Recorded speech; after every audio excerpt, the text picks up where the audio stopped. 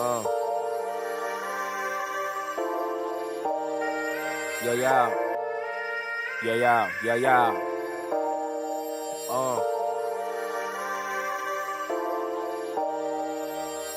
What it's like for a nigga like me.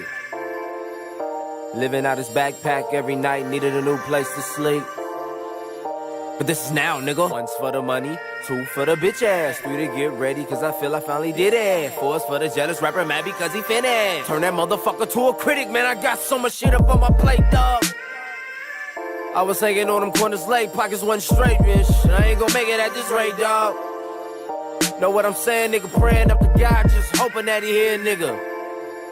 I know the world got more problems and it's much bigger, but I figured I get some shit up off my chest. So all my niggas I would die for, load my pistol up, go out and war for. To all my niggas that'll never make it out the streets, fucking keep going hard, don't let them see you weak. To all my niggas first time stepping in the pen, read a book and exercise, keep your spirit in. To all my niggas that's gonna fuck around and die today, take our hats off, bow our heads and let us pray. Just wanna say, hey, bless my nigga, bless my nigga. Really think about it, could be worse, my nigga. Don't stress, my nigga. Yes, my nigga.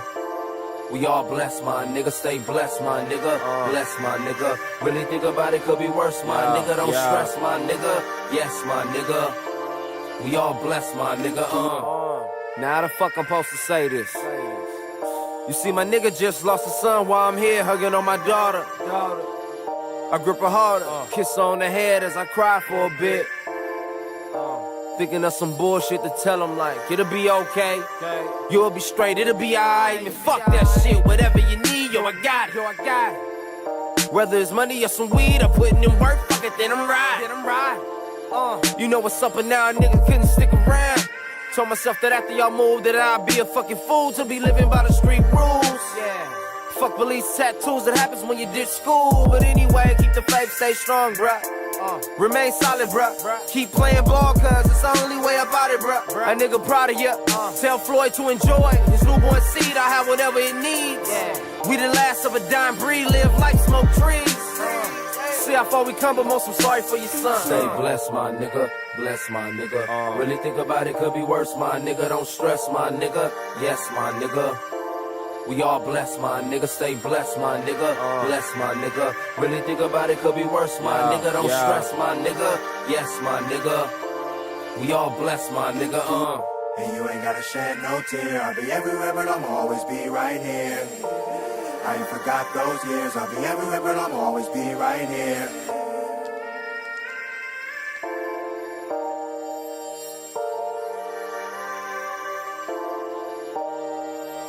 Living in a premature place. Wait, never grow to see the pearly gates. Break, every time a bullet detonate. Dates of obituary carry crates of a scary picture with a family member that relate to you in December. You was finna pin another case on your record in a stolen expedition. Play it safe as the record spinning. You was hearing angels entertain. Every point intended that was wicked coming from your brain. Recognize you listen and you didn't hit the block and aim. That's because the minute after you had knew you would be slain. Open up another chapter in the book and read a game. Story of a gun clapper really trying to make a change. Everybody ain't bless, my nigga. Yes, my nigga, you're blessed. Take advantage, do your best, my nigga. Don't stress. You was granted everything inside this planet. Anything you imagine you possess, my nigga. You reject these niggas that neglect your respect for the progress of a baby step, my nigga. Step, my nigga. 1, 2, skip, back, look both ways. Pull it off the hip, blast at anybody. Say that you can't flip this crack into rap music. Every other zip is a track. Get used to it, get it off quick. Come back, give back to the city you built. That's that. Don't trip, see money, fuck niggas, dog. It ain't nothing but a bunch of fuck niggas, dog.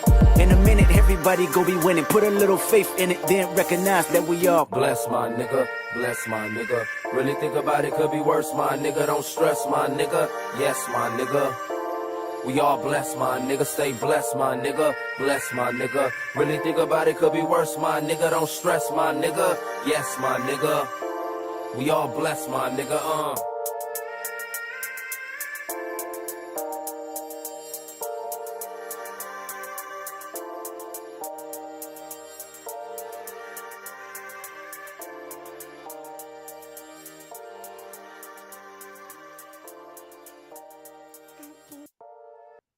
Hey everyone, welcome back to the EdgeStream. Woo! We're back, not on a Tuesday night, but on a Thursday night. Yes, I could see in the chat right now. I thought that maybe since I was doing this on a different night, all the usual people who call me late and gay, and now I guess fake and gay and late, I thought that maybe you guys wouldn't make it tonight, but apparently you found me, and yeah, I guess I am late, 2 nights late. But either way, I'm here. I'm not queer. I might have AIDS though, because this was the 4th time I've been sick this year. I don't know what the fuck is wrong with me.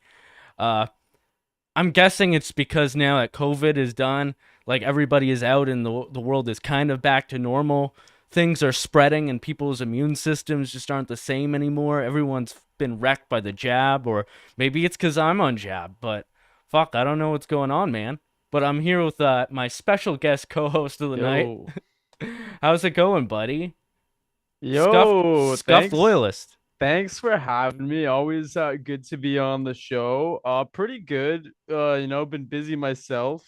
Haven't been sick to be honest. But it's the weather's been nicer and I've been outside a lot in the sun, so I think that's been helping for sure. Well, that's good. Yeah, and as the summer is approaching, I'm hoping to get a lot more sun, a lot more vitamin D. And I have found out that I haven't been taking my vitamin K2 with my vitamin D3. And apparently that's how you ingest vitamin D into your body properly. You absorb Bioavailability. Yeah, exactly. So Yeah. silly me, I was doing it wrong. We gotta But- get you like a Sunny D meter for Edgy. You gotta fill you up with vitamin D so you're Yeah. fucking if on I- point. If I don't have the proper amount of D in me, can I really call myself Edgy D?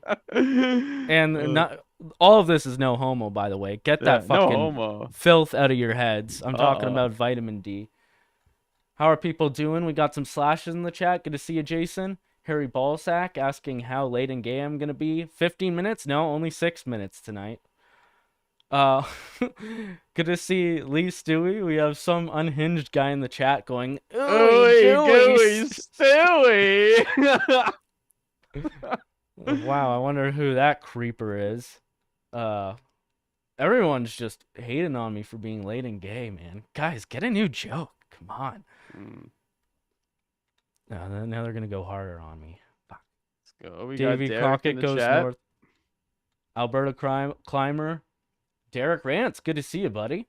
Living the good life up north. If you didn't know, Derek just moved up north, fucking creating the homestead life, the dag lifestyle. He's living it. Fucking A. Well, anyways, we're also live on Rumble and on Odyssey and on Entropy. So I'm gonna drop the Entropy link in the YouTube chat. So if you guys want to donate at all, support the show, support anything I'm doing, or steer the Donate conversation. to this guy, all right? He needs to buy more vitamin D. Exactly. You know what? Instead of white monsters, I'm thinking for white boy summer, maybe we'll make the drink Sunny D. All right, we'll make that the joke. Everyone, donate to Edgy D and buy him Sunny D. Pallets Let's and go. pallets of Sunny D. We're gonna need it. We're gonna need it. Now, we're gonna get into some good topics for tonight on the show. Of course, we're gonna talk about the term Fed jacketing. Everyone's been talking about Patriot Front. All the boomers in the Con Inc. media are saying that they're feds just by looking at a picture or two. So we'll be getting into that. What does it actually mean to be a Fed? Should you join any of these groups that are out there? What are the risks that are involved? What are the pros, the cons, the benefit to risk ratio? These are all things that we'll get into. The theory of anarcho-tyranny, where basically, let me pull up the definition just so I can make sure. Let's see. Pull it up. Pull that up, Jamie. Pull it up. So this is a term by Sam Francis where it refers to an armed dictatorship without rule of law, or a Hegelian synthesis when the state tyrannically or oppressively regulates citizens' lives, yet is unable or unwilling to enforce fundamental protective law. And we could see that in many things that are going on today. All these criminals getting away scot-free. They're getting bail as soon as they commit crimes and just going back out. And basically, jail is like a revolving door for them. And the media and the establishment simp for them and say that they're the victims. And then you have incidences like this Jordan Neely incident in the subway where the Marine guy chokes out this aggressive panhandler in the subway, and now it's become a international news story. People are donating millions of dollars to this guy who's been indicted for, I think, second-degree murder or manslaughter for trying to subdue this maniac on the subway. So at least some people are throwing some support behind this guy now, but there's many such cases where, if you get caught trying to defend yourself from one of these criminals that they let loose all the time, then you're going to be the one who gets in trouble. So we'll be looking into that a bunch. Mm-hmm. The cutting edge fucking analysis on the EdgeStream. It's gonna be good. There we go. Maybe that could be my tagline. But anyways, let's get into some fun stuff first. I saw this story going around.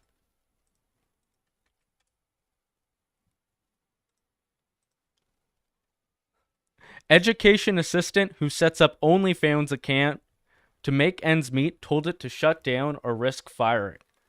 So this is the kind of thing that they're putting on the CBC and other news in Canada now. They're promoting, instead of firing the porn star teacher, now in our modern day society, we give them an article on CBC and promote their OnlyFans to millions of more people than who would have normally seen it. Yep. Yeah, I bet she's making a pretty penny now. Exactly. They're just blowing it up. But anyways, I'll read a bit from the articles and we could probably riff off of this. A single mom from Maple Ridge, BC, who works as an education assistant at Terry Fox Secondary. So first off, Terry Fox. We see this guy popping up all over the place now. Yeah. Nothing good follows wherever this guy hobbles around. Nothing good happens, man. Spreading his cancer all over Canada, and now he's spreading this cancer to the schools where children have to learn, and now they're getting exposed to this degeneracy. I mean, first the guy commits the psyop by faking his run through Quebec. The guy realizes that the French people don't like English people, especially not his little fucking hobbling little crew. So he realizes he's not going to get the press he wants from the Francophones, so he just fakes his whole run through Quebec, drives through in his van, and then he lies about it for the rest of his fucking run, all the way to Thunder Bay before he quit. And yeah, now the cancer has spread, the degeneracy has spread, and now we got porn stars in school. Yeah. So yeah, that's how it went. Yeah, that's the proper take. So it says a single mom, of course, from Maple Ridge, BC. Where's the man? Where's the father? Father check? Single mom from Maple Ridge, BC, who works as an education assistant at Terry Fox Secondary in Port Coquitlam, took a side gig to make ends meet. That's not unusual for poorly paid educational assistants, her union says.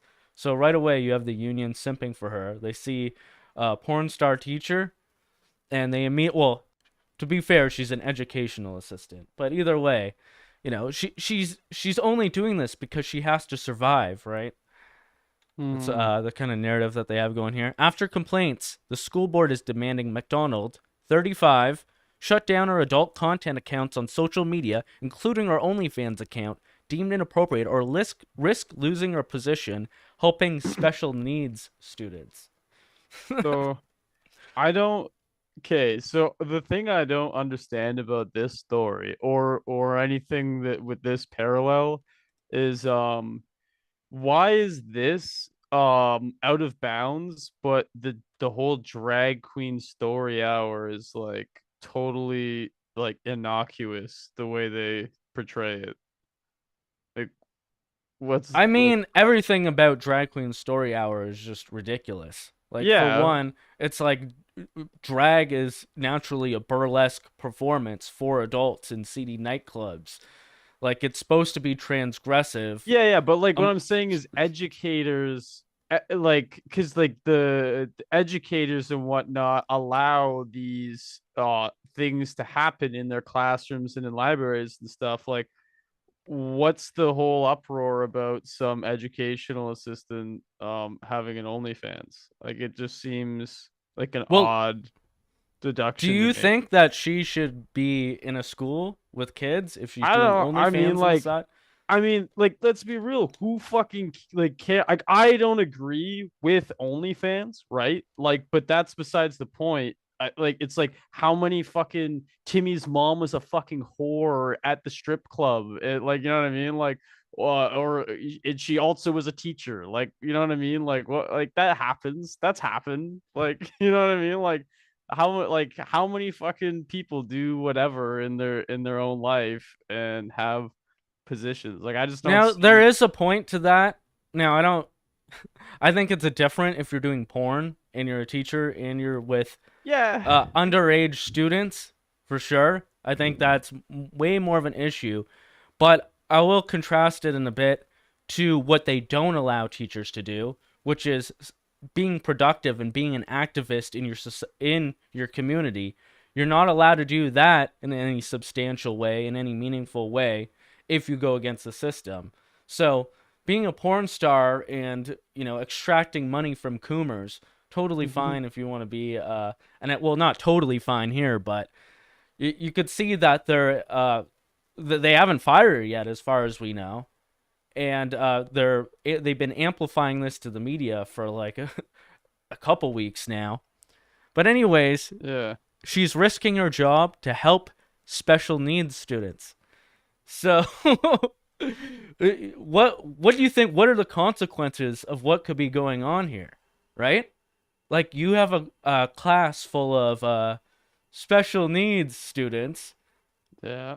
And then what if there's like an autistic uprising within the classroom where one of them gets access to her OnlyFans, and they're like, Uh, no! You're like, uh, excuse me, order in the class. She's banging down her teacher's gavel or whatever. Her tits are popping out. She's got the duck lips, and then all of a sudden you have all these tards in the classroom like. is that They're getting such a little horned up. let them fucking live a little, man. Let them live a little. Oh, they're underage. They're underage. Whoa, pedo Never checklist. mind. Whoa. I forgot. Whoa. Hey, whoa. Watch You're your thinking, I get it. As guys were like, oh, if I was, yeah. where were these teachers when I was in high school? But we can't No, have no, these double standards. I know, I no, know. I was more thinking like, if they're like of age and like they're just like it's like the spec ed class, like the young adults. I'm like, let them live a little, right? But if they're underage kids, that's a I difference. think if it's the special needs, they could be in a whole assortment of ages. Like there could be like a 26-year-old guy who's just like, He's the one that founded the OnlyFans. yeah. He's the one that He's like in his wheelchair and she's like wiping the drool from his yeah. mouth as he's staring at her tits. And yeah, let him live a little. He's like 26. I Uh, kind of fear for her that there's gonna be like an autistic uprising where they're like, it's like Borat in the movie when he's talking about his brother Bila. We lock him in Bilo? cage, and then Yeah. my sister, number one prostitute in Yeah. Kazakhstan, he go up to her and he shake her ass and he go, "You'll never get this. You'll never get it." Like Yeah. the whole classroom, they might have like a tard uprising, and I'm just looking out for her well-being. Okay, let's continue. So anyways, it goes on to say that she's got to shut it down and keep quiet about it or face discipline, and she has done neither. What does keep quiet about it mean? It means What not does- do this, not take this to the media. She took it to several media outlets, and now the whole school, like not only the school board at first, but now her specific school has been doxxed. So they say that she'll get terminated, and now here they're plugging her OnlyFans on on the CBC. So I don't know where it said here, but it said what her account name is specifically. So the censored stuff here says that she's a dommy mommy. So now there's an element of incest involved here, so it's getting spicier. What? But what? I don't know these. no. Well, it says Ava James. What it actually says here is Ava James, the dommy mommy. Right? Okay. It's weird. That's weird. Like, you're not my mom. Get the fuck away from me. Don't touch me. Sicko. Well, anyways, it says she helps special needs children and teens. She helps students with their feeding tubes or blood sugar testing. Okay, so, I don't know, if she helps diabetics then? It's not necessarily autistic. I guess, I don't know, the test tube gub students. And she says she grew up with an autistic brother and likes helping others. Okay.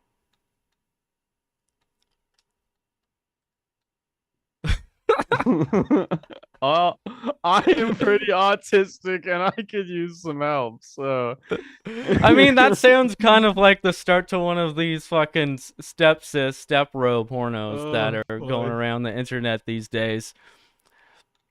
But anyways, they go on to simp for her in this article. I'm trying to think. Should I Yeah, I'll just go down to here. So then we have the professor of sociology come in. And they say that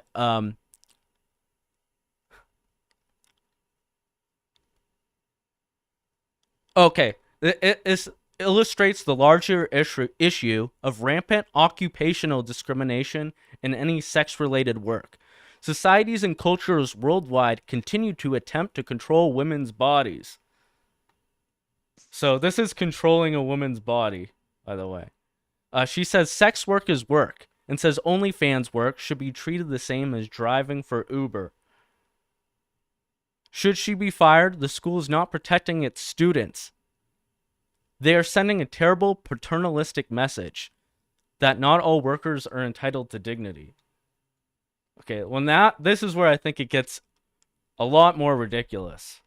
Like, do you think that having an OnlyFans is equivalent to working for Uber or working at Subway or any other normal job where you're not literally prostituting yourself to some degree? And this is what the sociologist of yeah, you really need to think about it. I mean, like, from like a spiritual aspect, like, obviously not. Like, you know, there's some moral issues there. And not that this is my philosophy, but from some like fucking gay snake boy libertarian philosophy, they'd be like, well, it's a job and taxes and things and whatever, like, it's theoretically it's the same thing, but I don't know, I don't think it's the same. I don't think it's like the same sort of fucking, it's not the same horse, man. She ain't the same horse there, man. Yeah.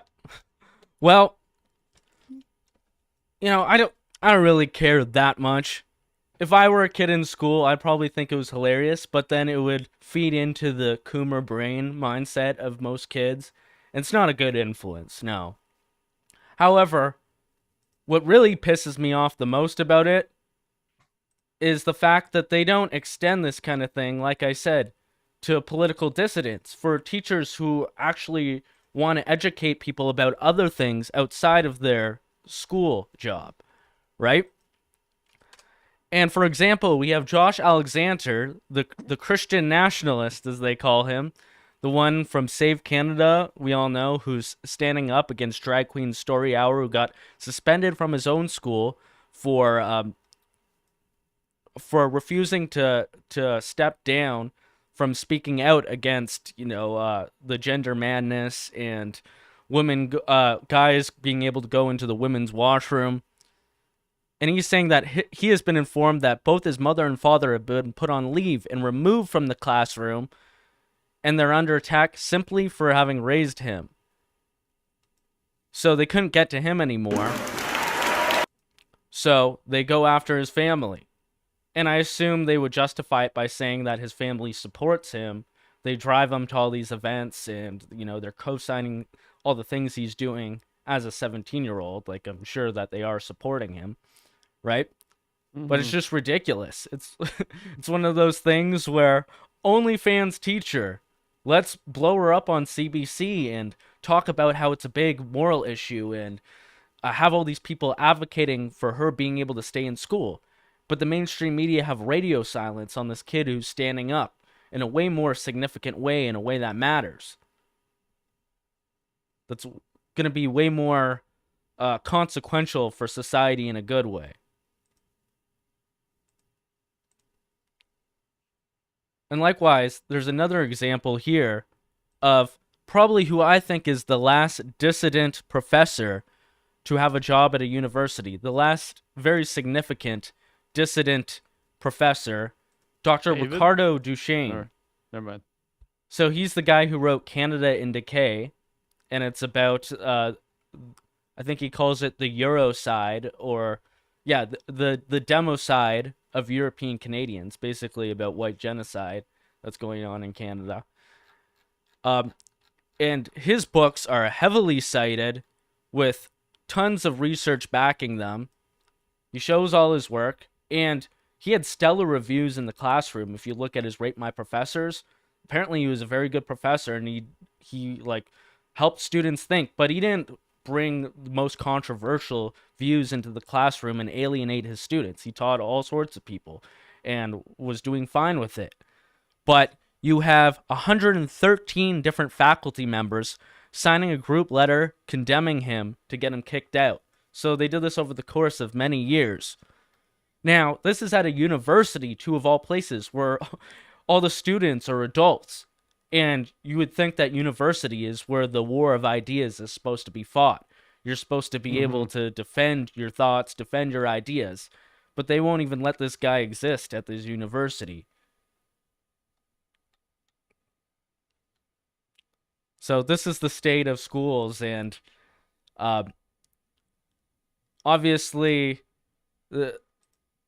this does make me lean towards advocating for homeschooling, of course, especially when we see what's going on with all the drag queen story hour and all the critical race theory and all the other stuff that they're pushing in schools.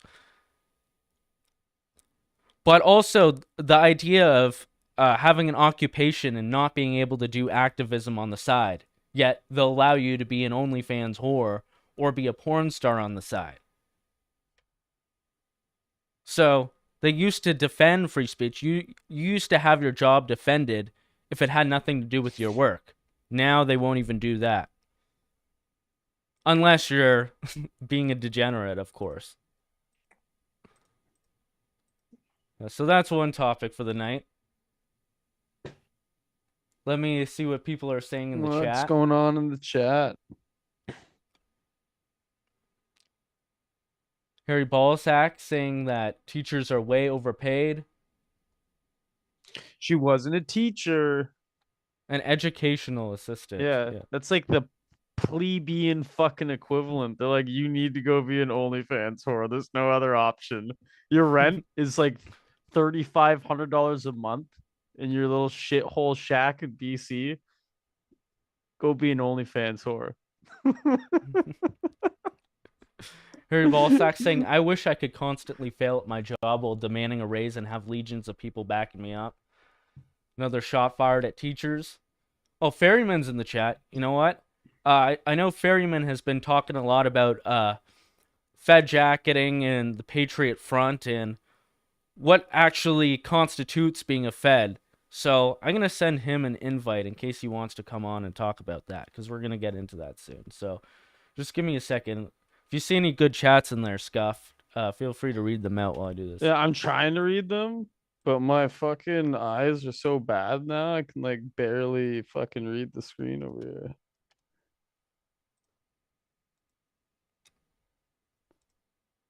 It's all good. People are accusing me of being a coomer for knowing too much about this teacher.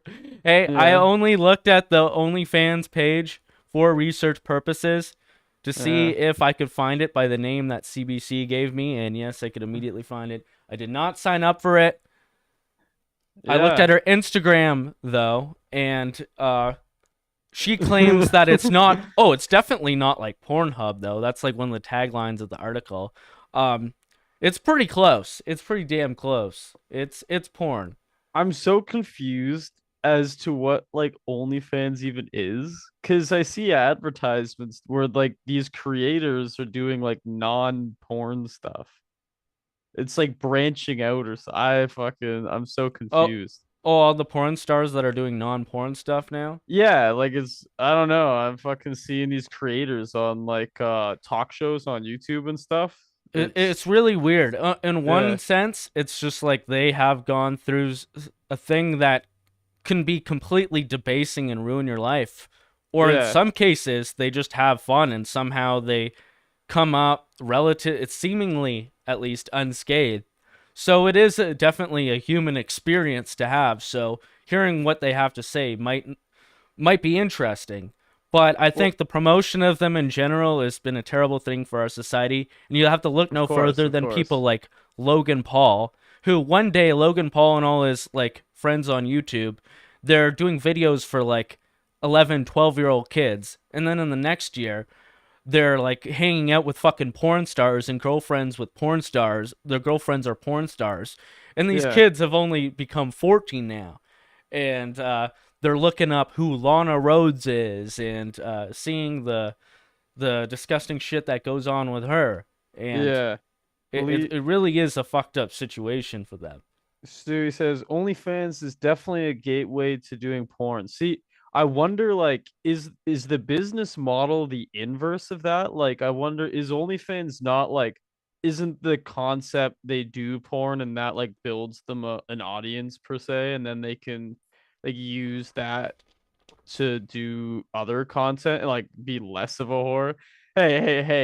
Hey, honey, if you want to like, be you want your little show, on YouTube, you got to show your tits first, all right? But yeah, I I don't know. I I think don't it's like it. like it's a sneaky way to get girls into porn while making them feel like it's not really porn. I think it's like a medium step between them being a lingerie model of some sort and then going all Mm. out into it. So she said they get to keep all the profit if they do OnlyFans. So it's like an entrepreneurial. These are entrepreneurial whores, all right? This Yes, is the yes. next Mm, fucking wave of whores. yeah. It's the new wave. It's the new horror. The NU horror. Um Fuck. I do think, yeah, it does put an entrepreneurial spin on them. So now women think that they're some kind of girl boss, like I'm a girl boss entrepreneur. And then a couple months later, they realized they were showing their butthole online and only making like $30 a month. And their dignity has just crashed into the ground in the meantime. Yeah. Harry Balzac says, so short-sighted. Do you really want your future children and their friends to be able to see you do all that stuff, right? It's just like, yeah, totally. I think one of the biggest issues with our or this younger generation, you're just placed outside of that, and I'm on the edge of like the Zoomer generation where it's like they all have this fucking Coomer $100 now mentality. I don't know if you know what I mean by like the $100 now metaphor, where like they did like social experiments on people if like they'd rather like the $100 now or like a more amount of money dripped over a longer period of High time. time People are like, preference, yeah. yeah. Low So it's like impulse control, yeah. So it's like everyone's just like super fucking $100 now brain. They're like, oh yeah, if I just fucking show my tits, or if I just like sell my liver on the black market, bro, like, It's a I mix could. between like an economy of attention where they're trying to get all the media is trying to extract as much attention from you and potentially money from that. But also at the same time, there's a lot of people promoting that you have to be on the grind doing the same thing. like an Andrew Tate, like get on top, dominate, sell, sell, sell, that kind of thing. Yeah. It's an interesting dynamic. Uh, just one more thing about that, like teachers being porn stars. Like, it is fucking weird. Like, I'm making all these jokes about she teaches a special ed class and there's gonna be a retard rape uprising in the classroom. They're all gonna chimp out. I'm making jokes, obviously. But imagine your teacher does porn and then, like, your class all has their phones now. So they could just go, while you're in class, passing around pictures of you fucking yourself with a dildo as a teacher. like that is literally going to no doubt happen, and then the whole class is just laughing at you and like fucking getting hard to you while they're supposed to be learning. That's kind of a problem. Oh, it's not like they learn much in the public education system anyway. Right. Yeah. Oh man. Well, anyways, the state of modern woman, am I right? Yeah. Am I right? All right. What do we got next? What do we got? Well, what next? about this? Sorry, I was leading into something with that. Okay. The state of modern woman. Okay, I think Ferryman is gonna join us for this one. All right.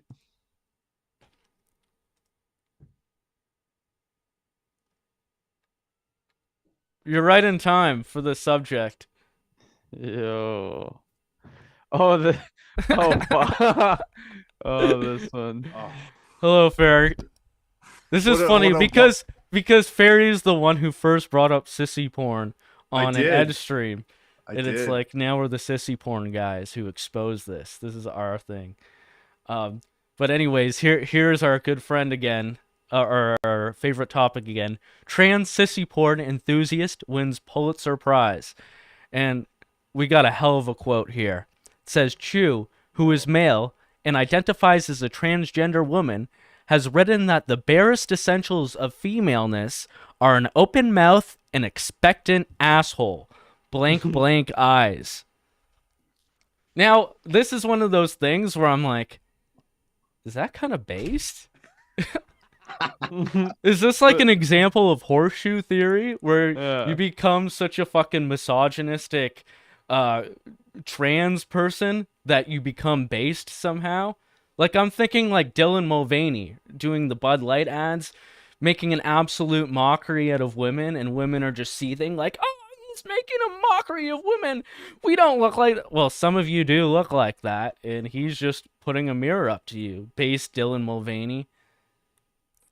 Maybe that's what we're seeing right here. He goes on to say, femaleness is defined by self-negation, including any psychic operation in which the self is sacrificed to make room for the desires of another. And she has also written about sissy porn, a category of porn in which men are forced into feminine sex roles, conceding that sissy porn did make me trans, and the Pulitzer Committee awarded him $15,000 and yada yada yada. Thoughts? It's all so tiresome. It's seriously. I mean, it was a funny joke. Yo, based horseshoe theory, misogynistic trans dude. But yeah, I don't know. I don't really know what else to say about that. I think it's just the degenerate mind taken into its conclusions there. Indeed. Well, anyways, I've been to get onto a new topic. Let's see if anyone says anything about that first before we move on. Because I'm gonna see some fucked up shit in the chat later, and I'll be like, oh, that was from that other thing. Nobody had anything to say about that. It's too much. It's too much. All right, going once, going twice. Okay. We gotta be on beach patrol this white boy summer. Now, I know that you've covered this. In fact, this is your tweet, Fairy. But people are pooping on the beaches in Ontario's small towns. You said smells like cultural enrichment. Now, I know you, Scuffed, you were telling me that you've been smelling this kind of thing in your area. You want to explain? Well, okay, honestly, I haven't really seen this yet. I was on the beach the other day. But no one was there. Over in Port Dover, everyone's scared to go on the beach lately. So I haven't really been seeing this stuff. But I remember last summer when we were where'd we go again? You know where I'm talking about, right? Where we Yeah, we lost. went. I think it was Prince Edward County, the provincial park there. But Yeah, there was last wipe, definitely people shitting on the beach there, yeah. right? And the White Boy Summer crew we did get mogged by the Indians playing beach volleyball. So this White Boy Summer, we are not gonna lose. We're gonna be in better shape. We are gonna have better coordination, and we are gonna put down for the White Rays. Yeah, we need a better roster, all right? We had some really not serious players last time. We need to step it up a bit. To be fair, I was doing pretty well, but then I was pounding back the White Claws, and I ended up Yeah. getting dehydrated, and then I jumped Yeah. for the ball to do a spike, and I landed on my butt. I cramped up so hard because I was so dehydrated, and I ended up limping for like 20 minutes, Yeah. and I had to sit out. So we lost the star player there, but this year we're gonna do a lot better. Yeah. But I sorry, go ahead. no, it's okay. It's okay. But yeah, I think we're going to be seeing more and more of this, especially since this is one of the biggest groups that are coming to Canada. And I saw a recent interaction. This was actually posted on SixBuzz, and it involved a Karen at a Tim Hortons. And the comments, though, on this video from SixBuzz are actually kind of surprising. And for the first time, they're sticking up for a supposedly racist Karen. So I thought it was kind of interesting. So the title, Racist Woman Upset Because the Workers at Her Local Tim Hortons Are All Indians. Okay, well they took off the sound. They took out the sound for some reason. But basically she was saying they're all Indians in there. They're like, repeat what you said or something like that. So they're calling her a Karen and all this. They're going we see Shane there. It's like, what did you just fucking figure that out? Like, go into like any A&W or in like half these places, and it's always like that. But then you see a lot of these comments reaching the top here. They don't hire people outside of their race, though. Any job that they get, they try to colonize it, and this needs to be called out. They don't hire black teens, so now this is clearly steady one into six. That's clearly a black guy. So now there's a bit of a Shit. multiracial conflict. Shit. We got some bias going on here. I don't know if that's the reason. I'm pretty sure I heard like they get some sort of like incentive, or like the government subsidizes some of the wage for like some of these like fucking imported workers or whatever. So I think that's why you see a lot of them kind of monopolizing the labor force there. I'm not sure. I can't substantiate that, but I've heard something like that before. Yeah, there's actually a lot of good, interesting comments of people explaining what they think is going on with this. SixBuzz usually has better comments compared to other places, at least to get some different perspectives. This one comment here, I don't care what color you are, just get my order right, please. And that's another huge problem, is they're all working amongst each other, and they're all Indian, and they don't have to learn English properly because they're all talking to each other in their own language. So then they don't get the orders right because they don't bother to learn English. So yeah, that's a huge problem. That's probably why this lady was angry in the first place. I don't see that as a huge problem. We talked about this a little bit last night on Rantscast, and like I think I have a different take here. They're both wrong. Karen lady is mad because a bunch of Indians are being brought to Canada so that they can fill the fucking 10,000 Tim Hortons that exist in every major city now. You don't like it? Stop supporting these fucking companies. How about that? Why you gotta go? Why do you need Tim Hortons? Why do you need fucking Goy Slop from A&W? Yeah, let's go. Yeah, exactly. If you don't like it, if you don't like what is becoming of the service industry, stop supporting it. Like, for God's sake, like this, It's us. It's our fault. You want cheap shit, and you want it to be made by cheap labor, and then you complain that they can't get your order right. Yeah, because nobody wants to work for $15. Go to a real restaurant or make your own fucking food. How about that? Yeah, Yep. I'm pretty is the word ambivalent towards Tim Hortons. I couldn't really give a fuck what's going on there. As if it gives me a bad experience so I don't go there anymore, maybe that's a good thing, right? Yeah, it's really strictly like a convenience thing. Like there's, they're pretty useful, you need a washroom or something, you need some Wi-Fi or whatever. Maybe a coffee here or there, but other than that, I fucking hate going there. Well, what do you guys think of this? I don't know. Have you seen this, Ferry? I just showed Scuff this earlier. So, Yes. Kevin Clark. You're in for a treat. This speaking of street, schizo freak out. speaking of public shitters. So I've heard that this guy takes some dumps in the streets of Toronto, but also he's a repeat mayoral elect. So he runs for mayor every time there's a mayoral election in Toronto. He also started the People's Political Party in Toronto with our old friend Thomas Zog. So no shit, here he is storming the stage at the last debate that just happened. On the Treasury Board, I've been the Associate This is a Minister treat. of Finance, and I know that we need to make sure that the city is always in balance as well. Thank you. Excuse me, Now you will sir. not fix an election if don't put your hands on me. That is assault. You will not threaten to shoot and watch this. Look at this. Get your hands on. Why is he so close? Why is he so close? Look at this. This is how you defend against. Get your hands off me.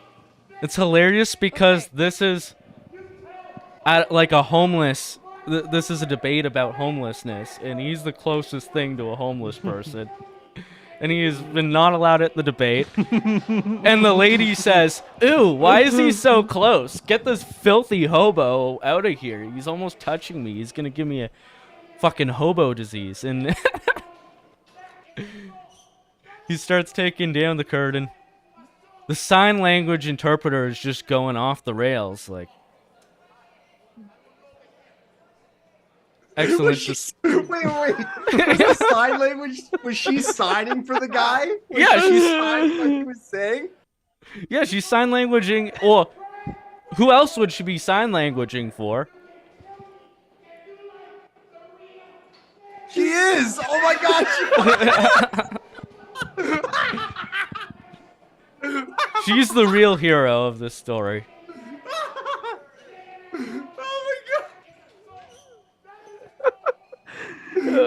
It would be amazing if she was with him and she's just doing nonsense too, like that one guy who got on the news fucking doing all that crazy shit. This is the funniest thing I've ever seen in my life. Now that's the kind of initiative I want to see from my mayor. So far, well, Chris Guy's got to step his game up. Like, why wasn't he there tearing down that fucking booth? How do you know he didn't send him? Who sent him? True. Yeah, Exactly. there you go. I think maybe they could create a coalition and they could get some stuff done together. Anyways, that's Kevin Clark for you. Next topic. I know you love the Canadian Tire parties and how much it's really sticking it to Trudeau and how much of a W this is for the conservative movement in Canada, right, Ferry?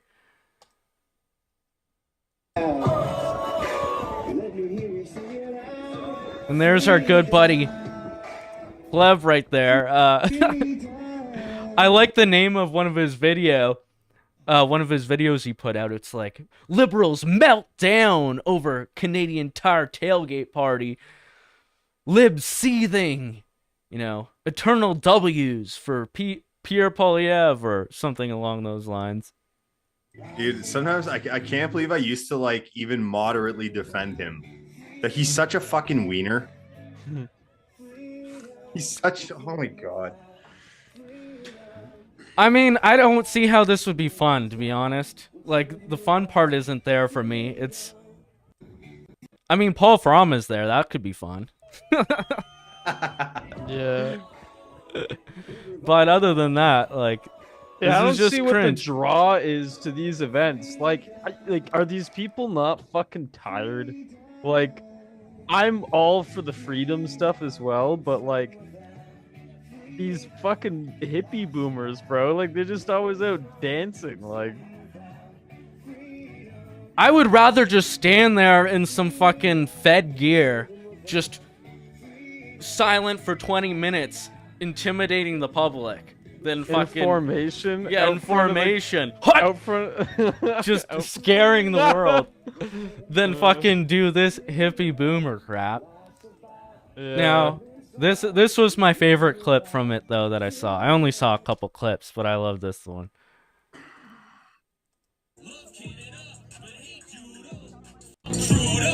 There we go. Hell yeah. Oh yeah, twerk mama. Like a lesbian, we don't want to have mandates. Mic drop. Like a lesbian, we don't want to have mandates. True. That's what I always used to say. I'm like a lesbian, and that's why I don't want vaccine mandates. True. I can't believe what you just made me watch. That like there you go. That is. You're the not freedom having as much. movement. You're not having as much fun as I am experiencing that. You must be on a different level of black pilled and fed up than I am. Well, I mean, don't get me wrong. It's a funny clip, but it's also like, dude, to me, that was like a perfect representation of what the freedom movement has become in like 1 10-second clip. Yeah. Some fucking boomer twerking with a We the Fringe flag at a fuck Trudeau party. Like, boom, that's it right there. You just summarize the whole thing. It's all encompassing. Yes, it is. Actually, in a way, kind of an iconic video in a blackpilling way, but you know, it is what it is. I always hated that expression too. We the Fringe. What are you? Why are we black? Yeah, it's co-opting a basketball American term. Yeah, which is co-opting black, Ebonics. We the Fringe. We the Fringe. We the not know how to speak English good. Now, this is a positive development, at least. PPC leader Maxime Bernier, we've talked about this, running in the Manitoba by-election, might actually get a seat, finally. And then, Pierre actually doing some good cultural critique in Parliament, getting us put out on the world stage internationally. I feel like other media outlets will finally take a look at Canada and be like, whoa, what is this guy saying over here? He's someone's finally pushing back in Canada, because they're not really amplifying things that Pierre Poilievre are saying in the culture war outside of the Canadian sphere, right? So maybe Bernier could start bringing that there. It seems like it's all in, do or die for this seat in Manitoba. So Bernier better get to know the town, get to know the people, and ingratiate himself with them, figure out how the hell he can make their lives better so that they fucking vote for him. Yeah. I think it should be a good one for sure. Like, Bernier is a pretty charismatic guy. Like, he's a pretty, good guy. And I think that he'll resonate with the people there a lot more than his home riding. Obviously he has a lot of the dairy cartel in his riding, so it's a bit tough for him there. But yeah, I think this election, or this race for him, might be like pretty much the most make or break kind of one yet, because depending on, I think, and this is my personal opinion, like, depending on how he performs here, it will set sort of it'll set the stage for like what the future is going to be. Like if he gets just completely obliterated in this by-election, like that's not like it's not looking good, right? Like It's it's over. not. It's over, I, PPC bros. yeah, I don't want to go as far as to say that it would be over. Rather, it's definitely a pretty significant indicator that things aren't going well. Honestly, I think he'll do good. I know he's got a good team behind him and stuff. Um, and I they did really good there last time. So hopefully, he gets in, as you said, and like we were speaking about it earlier. If he gets in, Canadian politics will become interesting again. I mean, at least we would hope that he starts pressing the issue on things, and then like guys like Tyler and whatnot. I know he went down to America because it's kind of gay as fuck up here. But if Bernier gets in, man, like Canadian politics, you're gonna start seeing things become at least without Bernier, there's like as you're saying about Pierre, like it's so fucking gay. Like I don't even care who wins or what happens at this point. Yeah. People don't know that they have more options yet, or Yeah, that they're viable at all. And to hear that out in Parliament and things that Bernier would be saying would definitely be a positive, right? I for have some sure. super chats over in Odyssey. I just refreshed it and see them there. Cunning Drug. Good to see you again, buddy. He's saying here's some shekels for some more bioavailable D. Thank you. Appreciate it, buddy. Yeah, we got to get our vitamin D. Make sure you mix it with K2 so that it gets absorbed properly. Thank you. Appreciate it, buddy. Another super chat saying we are at war with commies. They want you and your children dead. That's true. They want you dead, raped, and they think it's funny. Of course. So we got Stewie in the chat. Can we reference just so we can close up the Bernier thing? Okay, here, let me just read one more super chat Okay. quick. Yeah. And then... Oh, sorry, I forgot you're doing super chats, buddy. Yeah, I just got one more from Cunning Drog again. Appreciate it. He says, I go to my local coffee shop, and the most ethnic people there are Italian. Well, yeah, that's a good spice of life there. Yeah. Glad to hear that, man. Support your community. Well, anyways, what were you going to say about Lee? Yeah, and I was just saying, so Stewie's comment about Bernier still supports abortion up to 24 weeks. Cuck. Honestly, like, yeah, I mean, we've been over this quite a few times where I think over and over with the PVC, there seems to be like this disconnect between like what like the base wants, and sometimes what comes out of like HQ in terms of messaging and whatnot.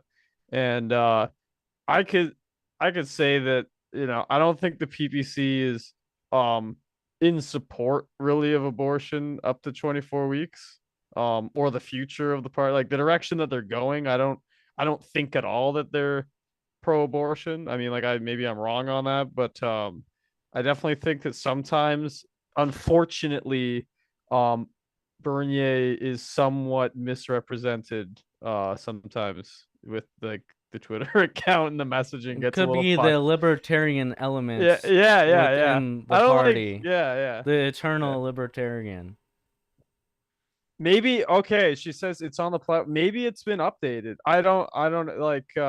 Maybe Oh, yeah, I gotta check that. No, he came out yesterday and made a statement on abortion. Oh, really? Yeah, and Oh so my god. basically he's come out against. It's like, is it third trimester? I think he's not on board with third trimester. Okay, I'll That's be right his back. position. Okay. Yeah. Okay. I don't want to speak too much to that topic, but yeah. Okay. So it's definitely going in the direction I thought it wasn't gonna go. Then I thought they were gonna go the other way with that stuff. No, I mean, like Lee is obviously not cool with it. Um, Yeah. I think that for the party, it's a pretty bold step, and you'll like look. Some social conservatives will love that step in that direction, but a lot of the libertarian minded or classic liberal minded people that were supporting the PPC might not be on board with it. I don't know. Yeah. I think that's definitely like an issue for the PPC, is like figuring out like what the base is, or like trying to figure out like wrangling all these people with different different needs together has definitely been seemingly kind of an issue.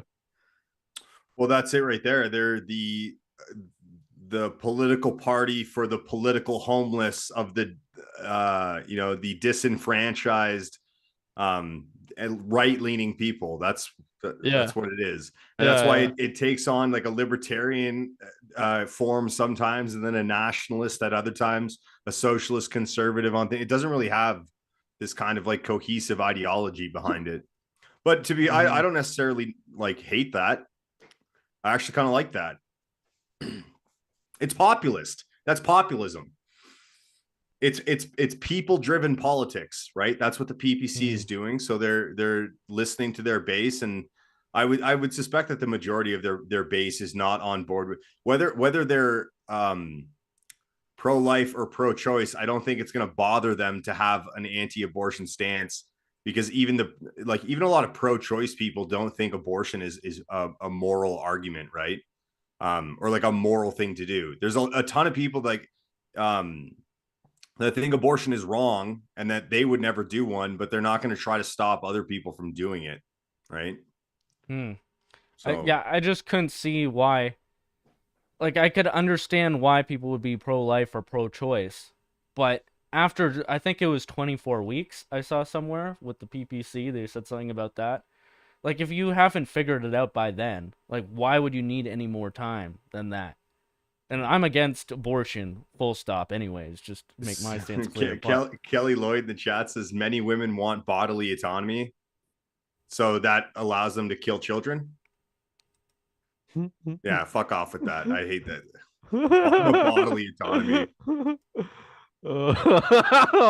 My body. Yeah. Well, yeah. Well, we don't need to get into that. Well, I just did, Edgy. I just did it. You done did it. Well, you buried her. You won, okay, Fairy?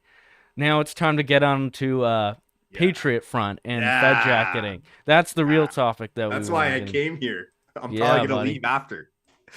Okay, no Take my worries. dog out. Okay, so how should we start this to preface it? I know that Patriot Front, they've been involved with a bunch of incidents over the past few years. There was the U-Haul incident where there was a drag queen pride event or whatever in a park in Idaho, and all these different right-wing groups descended upon it to protest it, and there was counter-protesters, Antifa, all the likes, and Patriot Front came in on in a U-Haul, and their U-Haul got busted, so 31 of them got detained and arrested, taken out of the U-Haul, and they got kind of paraded around by the media and whatnot.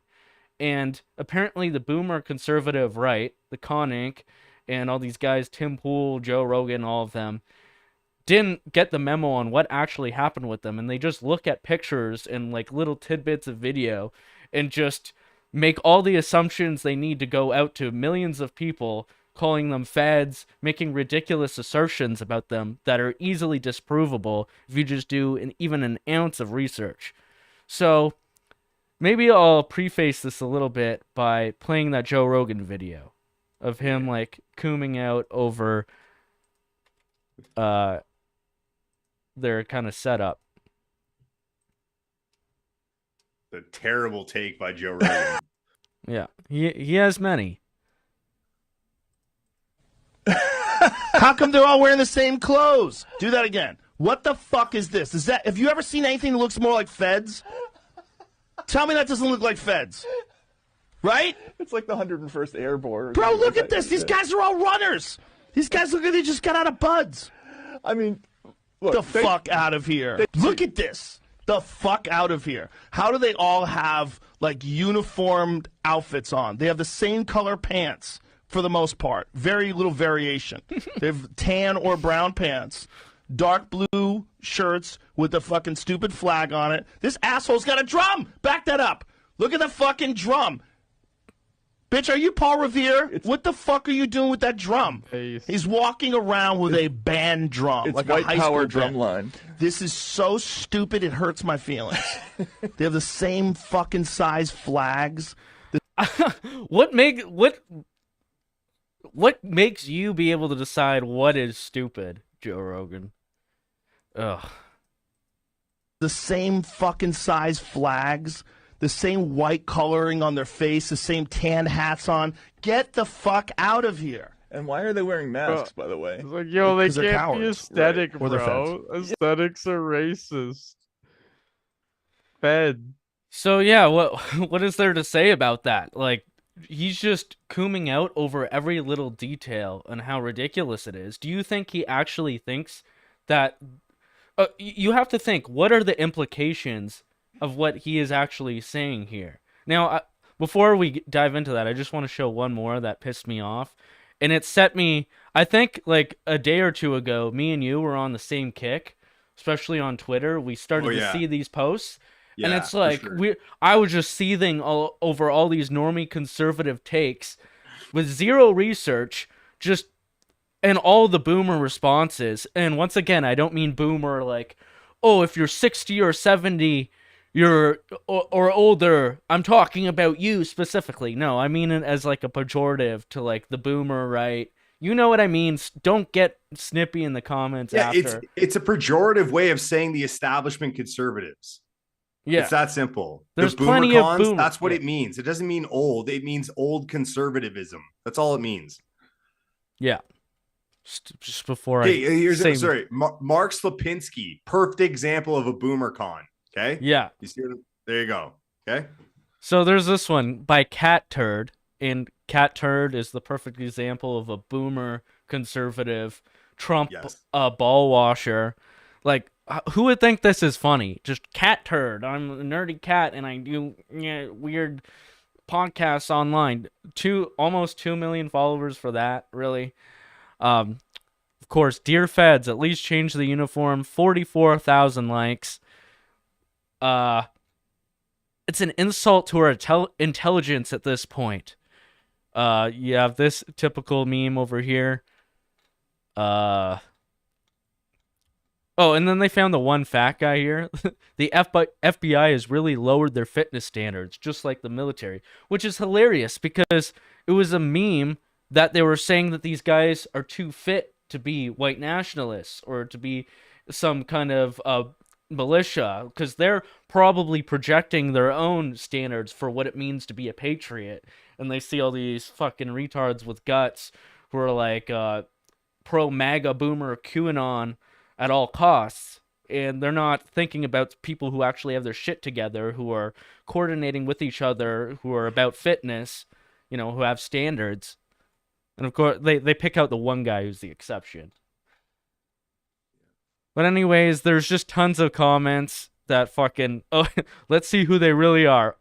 Oh, it's actually oh, sorry, I'm not showing you the memes. Yeah, I was wondering. I was like, are you supposed to be showing us this stuff? Yeah, sorry, you should have told. I don't know why. I was looking at you guys while I was talking to. But now you can see what I'm talking about. Cat Turd. I think I explained it pretty well anyways. Yeah. Oh, look at this. Part of it is, how could you think that's funny? It just makes me so mad. It's so redundant, like.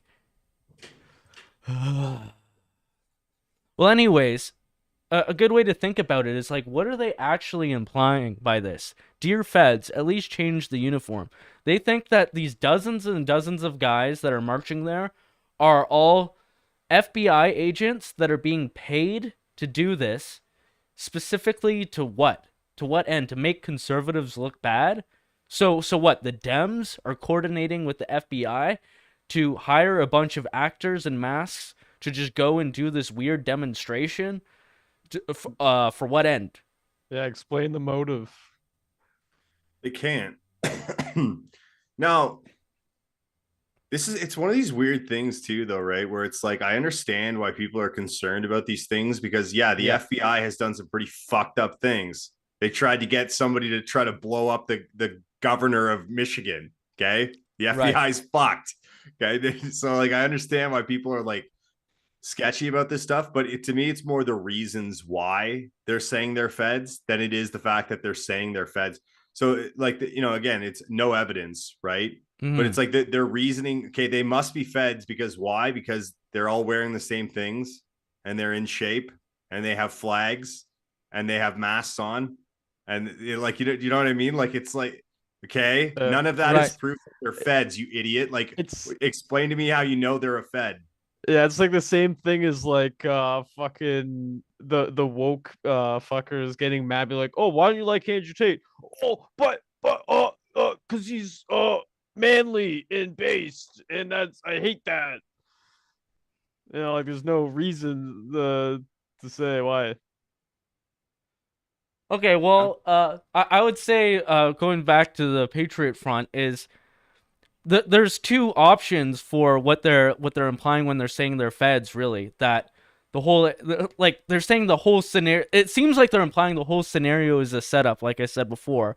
But then there's the other option, which could be plausible, but they never explain it properly. So the whole conversation gets obfuscated. And the more probable situation would be that they're saying the leader is either an informant or a fed themselves, or there are feds infiltrating the group.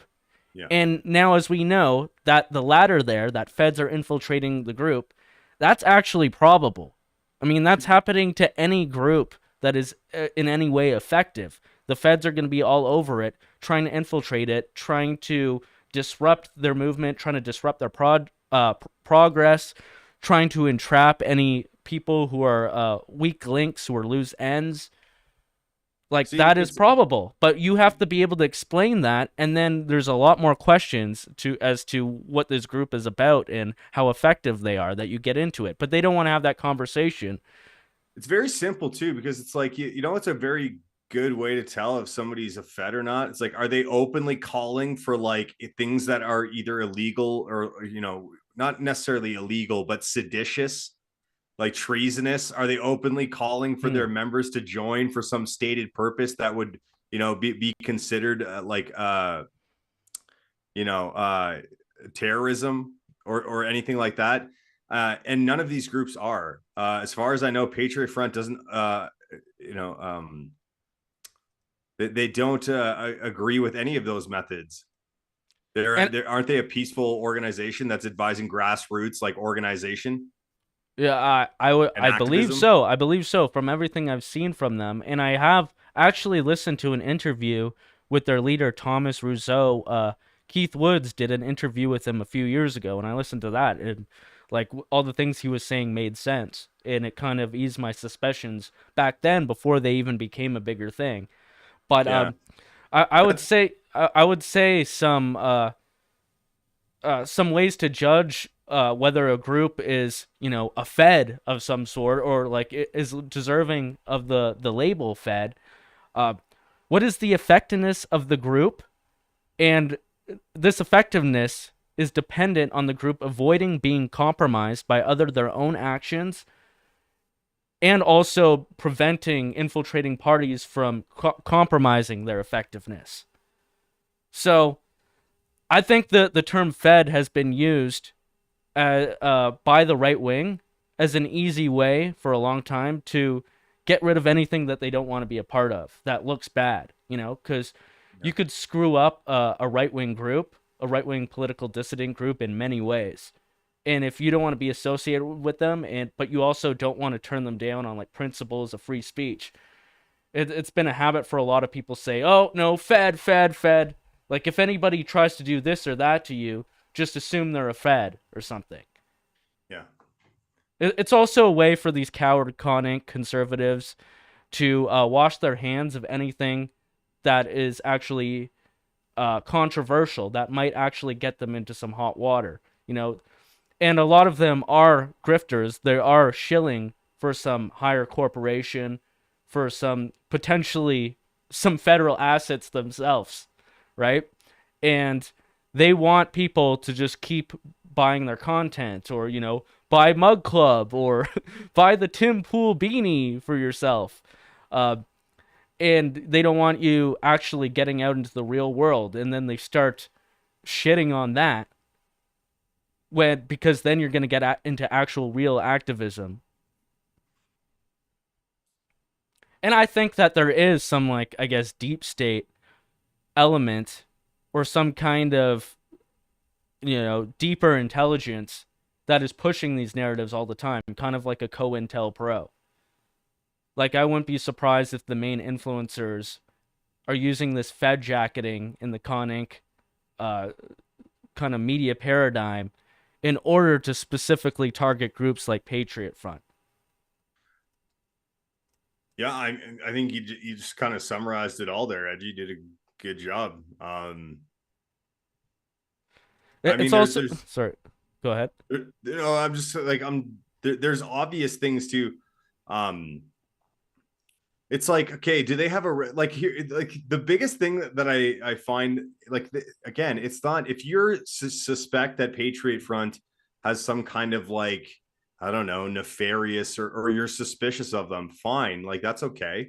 What's stupid is calling them feds every time they roll out for a big rally like they did a couple weekends ago.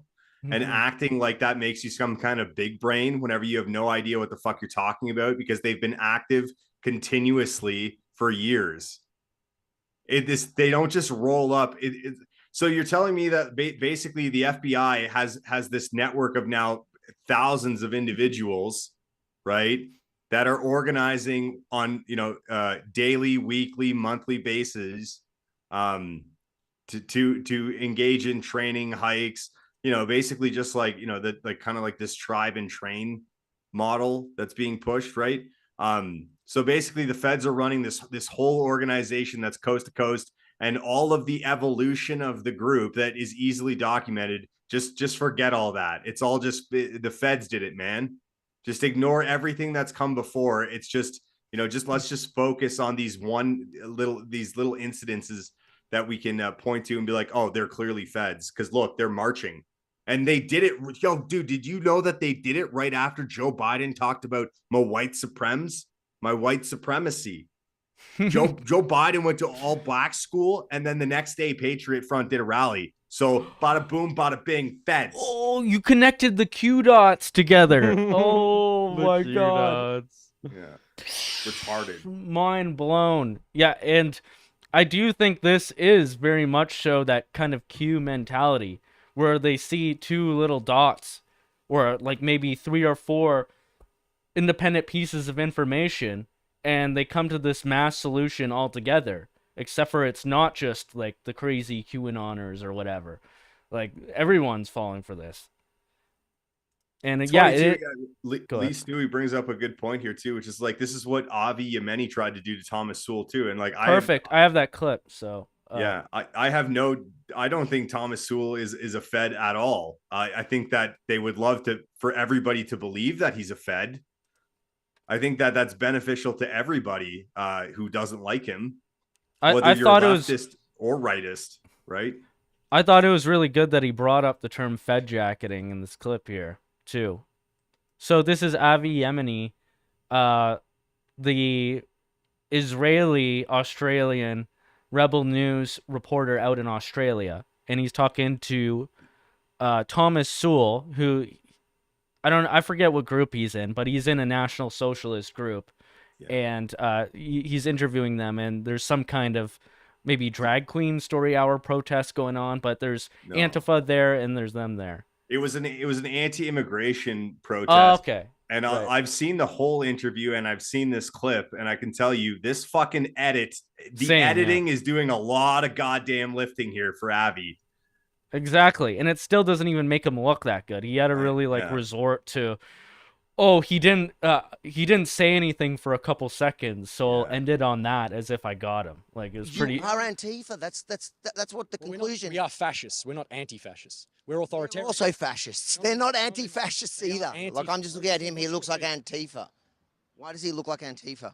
The reason why we dress this way is to protect our identities. That's what they say they do. I disagree. Nobody supports you. If people supported you, you'd have a lot more than the same group that was here a month ago. Nobody does. Antifa has about 10 times the amount of people dressed very similarly. They're state protected. Hold on. Many people online think that a number of the group, including you, are potential feds. That's called Fed jacketing. And the purpose of it is when there's a grassroots nationalist movement that tries to rise up and recruit and gain popularity and gain people to its cause, all the people that are threatened by its political presence. You've essentially done the same thing yourself when you say that they're sponsored, which is the same idea. You're doing exactly the same thing on so many levels. You and them, you look the same to me in every single way almost.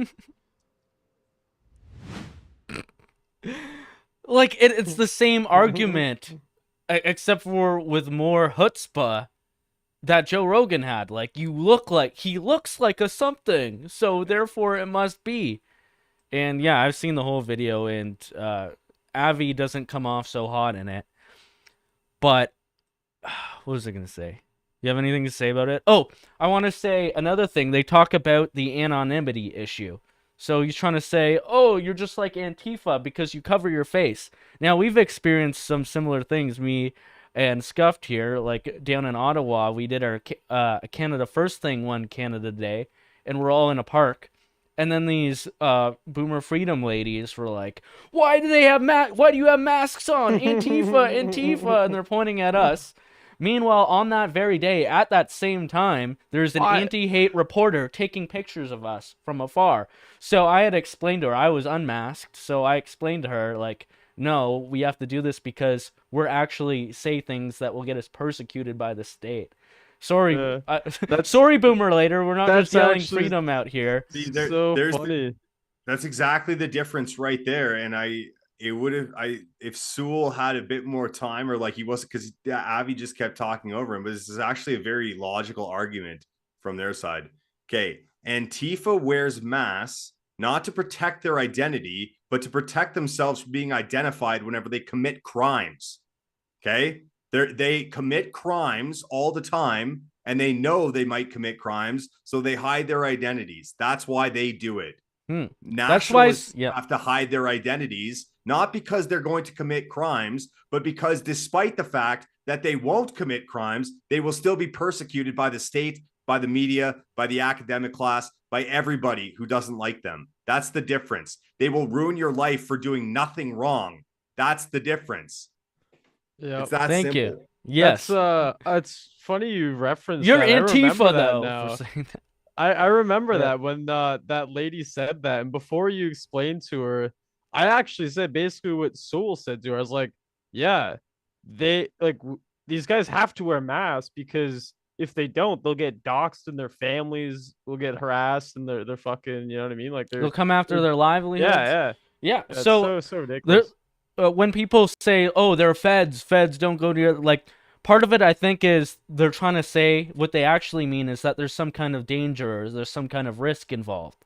Now, what we should actually be talking about are like, what are the risks with getting involved with any particular group? What is the what is the benefit risk ratio over here?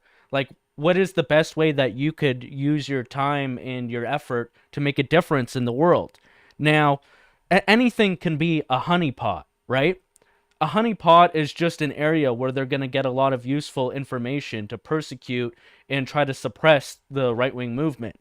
So a honeypot could be my chat right now. They could look at and see people who are in the chat and look for people to dox or people to harass based on your comments. Something like that, you know? It could be a Discord group. Bunch of people from Canada First got doxed in their Discord group, writing their names to write articles about them, so you know they could try to harm their employment opportunities. That could be considered another honeypot. All these different things can be a honeypot, and that's just a risk that is involved with trying to do what's right and trying to stand up for your own beliefs. You have to risk some or sacrifice something. So there will be a honeypot if you're getting too close to the light and they want to snuff you out.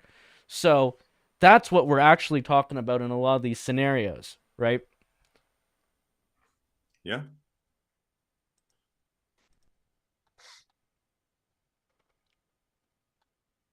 See if I have any other points surrounding this. I just think it's part of this was a learning experience for me too, and it was like this whole their feds thing. It's like you may not notice it, and then whenever it happens to you, you're like, okay, now I get why this is fucking stupid. Like I've never really accused people of being feds, but now that I have been, it's like, okay, well, like I can't prove that I'm not. You've just made a wild accusation with no evidence whatsoever. And now the onus is on me to somehow prove that I'm not something. And what am I, how am I supposed to, there's no evidence I can provide you that will make you think that I'm not, because you came to that conclusion without any proof to begin with. It's like there's nothing I can do to like dissuade you from that position. So like when I hear other people go around and be like that they're feds, that guy's a fed, I'm like, you're the fed. Yeah, that's my really. It's just like flipping it back on them, because you're just giving them back what they dished at you. So I mean that literally. I mean the person going around saying everybody is a fed. Yeah. They're the ones that probably are the most likely to be one, because there's nothing more subversive or divisive in these movements than, sowing distrust and doubt. Right. So I guess the term fed in that case could be anybody who's actively trying to derail the movement, whether they're a federal agent or a CSIS agent or not. It could be Antifa. It could be the Fed. I don't know. I said, it's not to say that they are. I'm just saying that's a very Fed-like behavior to like go around sowing, discord and distrust and without evidence. Without evidence is the key part here. There is obvious points like for example, people brought up with Patriot Front the fact that they were arrested in Idaho and their masks were left on. Right? That the first thing that happened when I got arrested was my hat and goggles were ripped off my head. Before I was even like, one hand grabbed me, the other hand grabbed my head and ripped off what was on my head, right? Off immediately. But then I don't know. This is curious or strange. Well, yeah, we had a chat where you saw that and you were like, yeah, this does seem like it could be some evidence. But I had covered this on a previous stream already, so I knew immediately. I was like, well, actually, check out. They did actually all get arrested and exposed. But people will come to those conclusions quickly that, oh, maybe this was all like a staged op or something because they're being displayed like that. And did they just let them go? Nope. All 31 of them face out. Antifa went hard on them, and all the local media, they interviewed a lot of these guys' parents, or at least there was one guy's parent where his mom was like, "This is embarrassing, my son." Yeah, I'm like, oh, that's fucking rough, bro. But yeah, they got paraded around, and this is a risk that they took. And I could say, as far as, someone being a Fed or, like a group leader leading their team out into a trap because they're incompetent, I think that's something more so that you need to be worried about. Or a leader who's exposing its members of its group to like information leaks or things that are irresponsible, like they didn't do their due diligence in order to protect the identities of its group's members. You should be looking at stuff like that if you're going to join a group like that. Yeah, basically these are the things you should be looking out for. Now, as far as somebody being like a federal informant, yeah, don't listen to the guy who's trying to sell you the 3D printed gun, obviously. Like, yes. There's other ways people could get confidential information out of you. Like, they can be more sinister, of course, in a country where free speech is becoming illegal, like, there are going to be times when you do have to break the law, but you'll want to do it in ways that are going to be worth it, and you're going to be able to make a stand and make a difference, right? Now, an example of somebody who is actually a Fed, think of, are you familiar with the Heritage Front? Oh, yes. Yeah. So, Heritage Front in the 90s, it was co-created by a literal CSIS agent. Little Grant Bristow. Yeah, Grant Bristow. In 1988, he was hired by CSIS to find white supremacist far-right groups to join. And then he ended up going to like Libya or something and meeting Muammar Gaddafi with a bunch of wingnats from Canada. That part is wild. Like, yeah, historically speaking, like that's pretty fucking like, all right. Yeah. That is pretty crazy. Like there should be movies about these guys other than just Canadian craft movies. Like it would be good, you know. They have American Gangster. like Why don't they have this?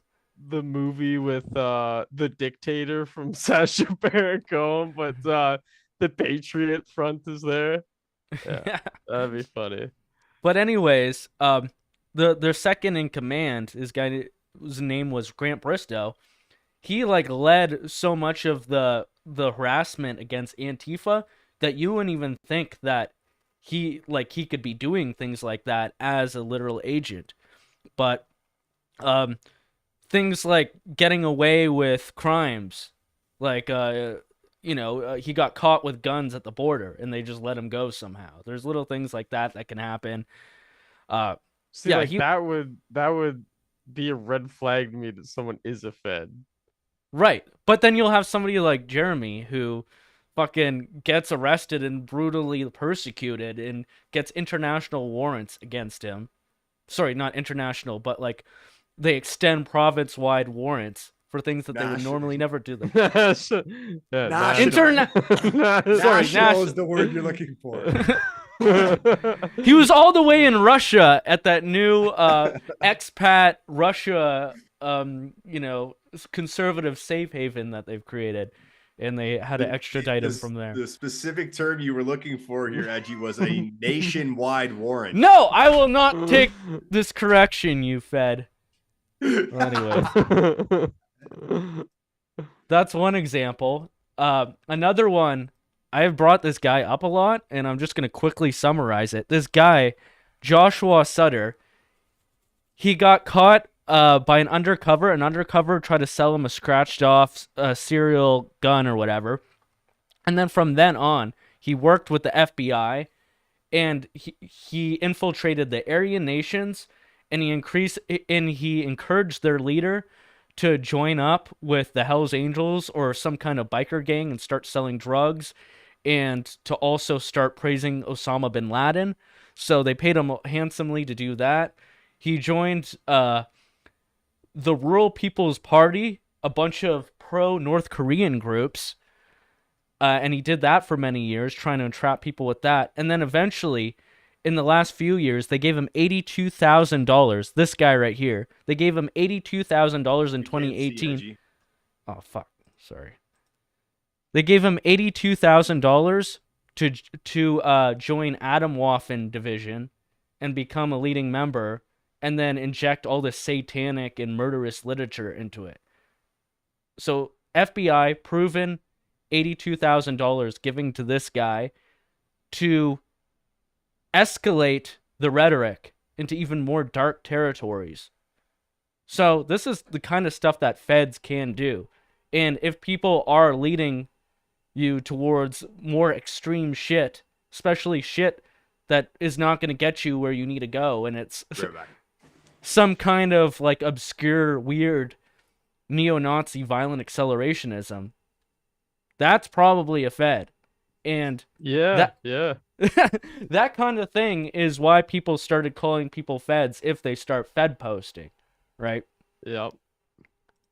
And that in that situation, maybe Fed jacketing could be good, at least in a derogatory way, to tell that person to fuck off.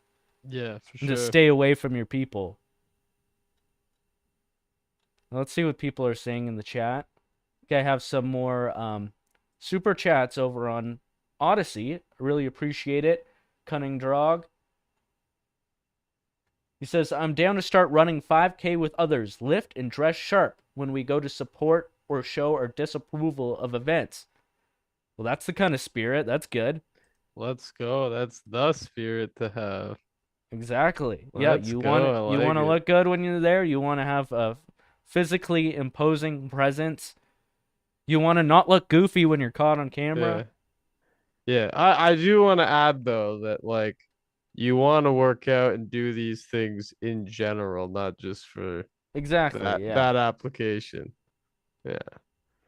But it really all comes together when you put it all together, right?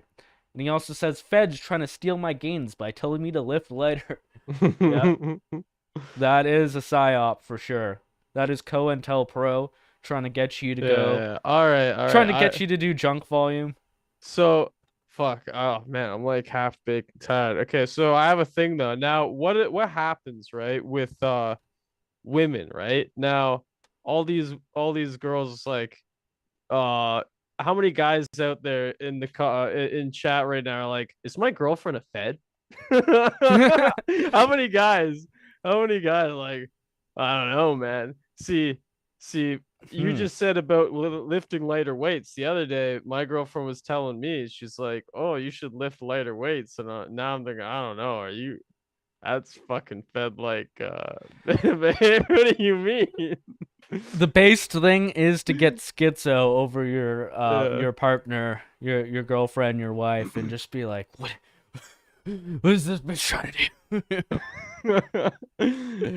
All women are feds. Install some spyware on her phone, like surveil her before she surveils you. No, but joking aside, I do think that you bring up a good point with the women, is that feds will use women to because they think they're gonna draw out some sense of toxic masculinity out of guys, like the girl going, "Oh, who's gonna protect us?" And then you get the loudmouth saying, "Oh, I'll protect you. I check out my guns here," you know. And guys are more likely to tell compromising information if they think that there's some pussy on the line, whether subconsciously or consciously. So, I think, yeah, women equals feds. That's just a good argument to be had for developing yourself into being like a stronger man and not being such a coomer. Can't have that $100 that juicy pussy now mentality. No, don't be dipping your fingers in the honey pot, boys. Oh, it's a trap. There's bees everywhere, lurking and waiting to sting you. It's a sting operation. Oh, fuck. Boiling Frog says women are all feds. It's true. It's so true. Women are all feds, Fairy. At least Stewie is the biggest fed ever. Oh, for sure. Ooey gooey Stewie. Sorry, that was a comment at the beginning of the stream. He said it like 6 times in the chat. Just keep saying it. Oh, true. I didn't know that. Maybe I'm on top chat. What was that I was gonna say? Oh yeah, I've two more super chats I want to read. Okay, I used to watch Hammer and wondered about the jacketing years ago, but I've had less doubts about Sewell. Okay, not exactly sure what that means. There will be feds and others. You need to operate by the rules of only trusting people you've known your whole life. Well, I don't know about that. It's just don't offer compromising information to all these new people, and yeah, just be careful. And another super chat saying, when I saw Lee in that black dress at Danger Cats, I had to avert my eyes. Oh wow, I have no idea who this person is, but wow. Apparently I know them in real life. Damn. Very salacious. Very scandalous. Well, anyways, do we have any other comments on the Fed jacketing here? Any other final thoughts on the subject? Yeah, I have one. Okay. Well, I don't know. I think one of the reasons why this kind of that mentality is so dangerous is because the reality is that when some kind of real opposition does organize and does take to the streets and does start trying to project power and strength, that's what it's going to look like. So like whether or not you think Patriot Front are feds or not is kind of irrelevant here. They will do this to you.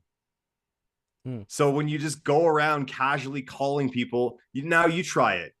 You try creating from the ground up an organization that's going to have some kind of like organized resistance, and you're gonna have discipline, and you're gonna put on actual rallies, like for lack of a better term, like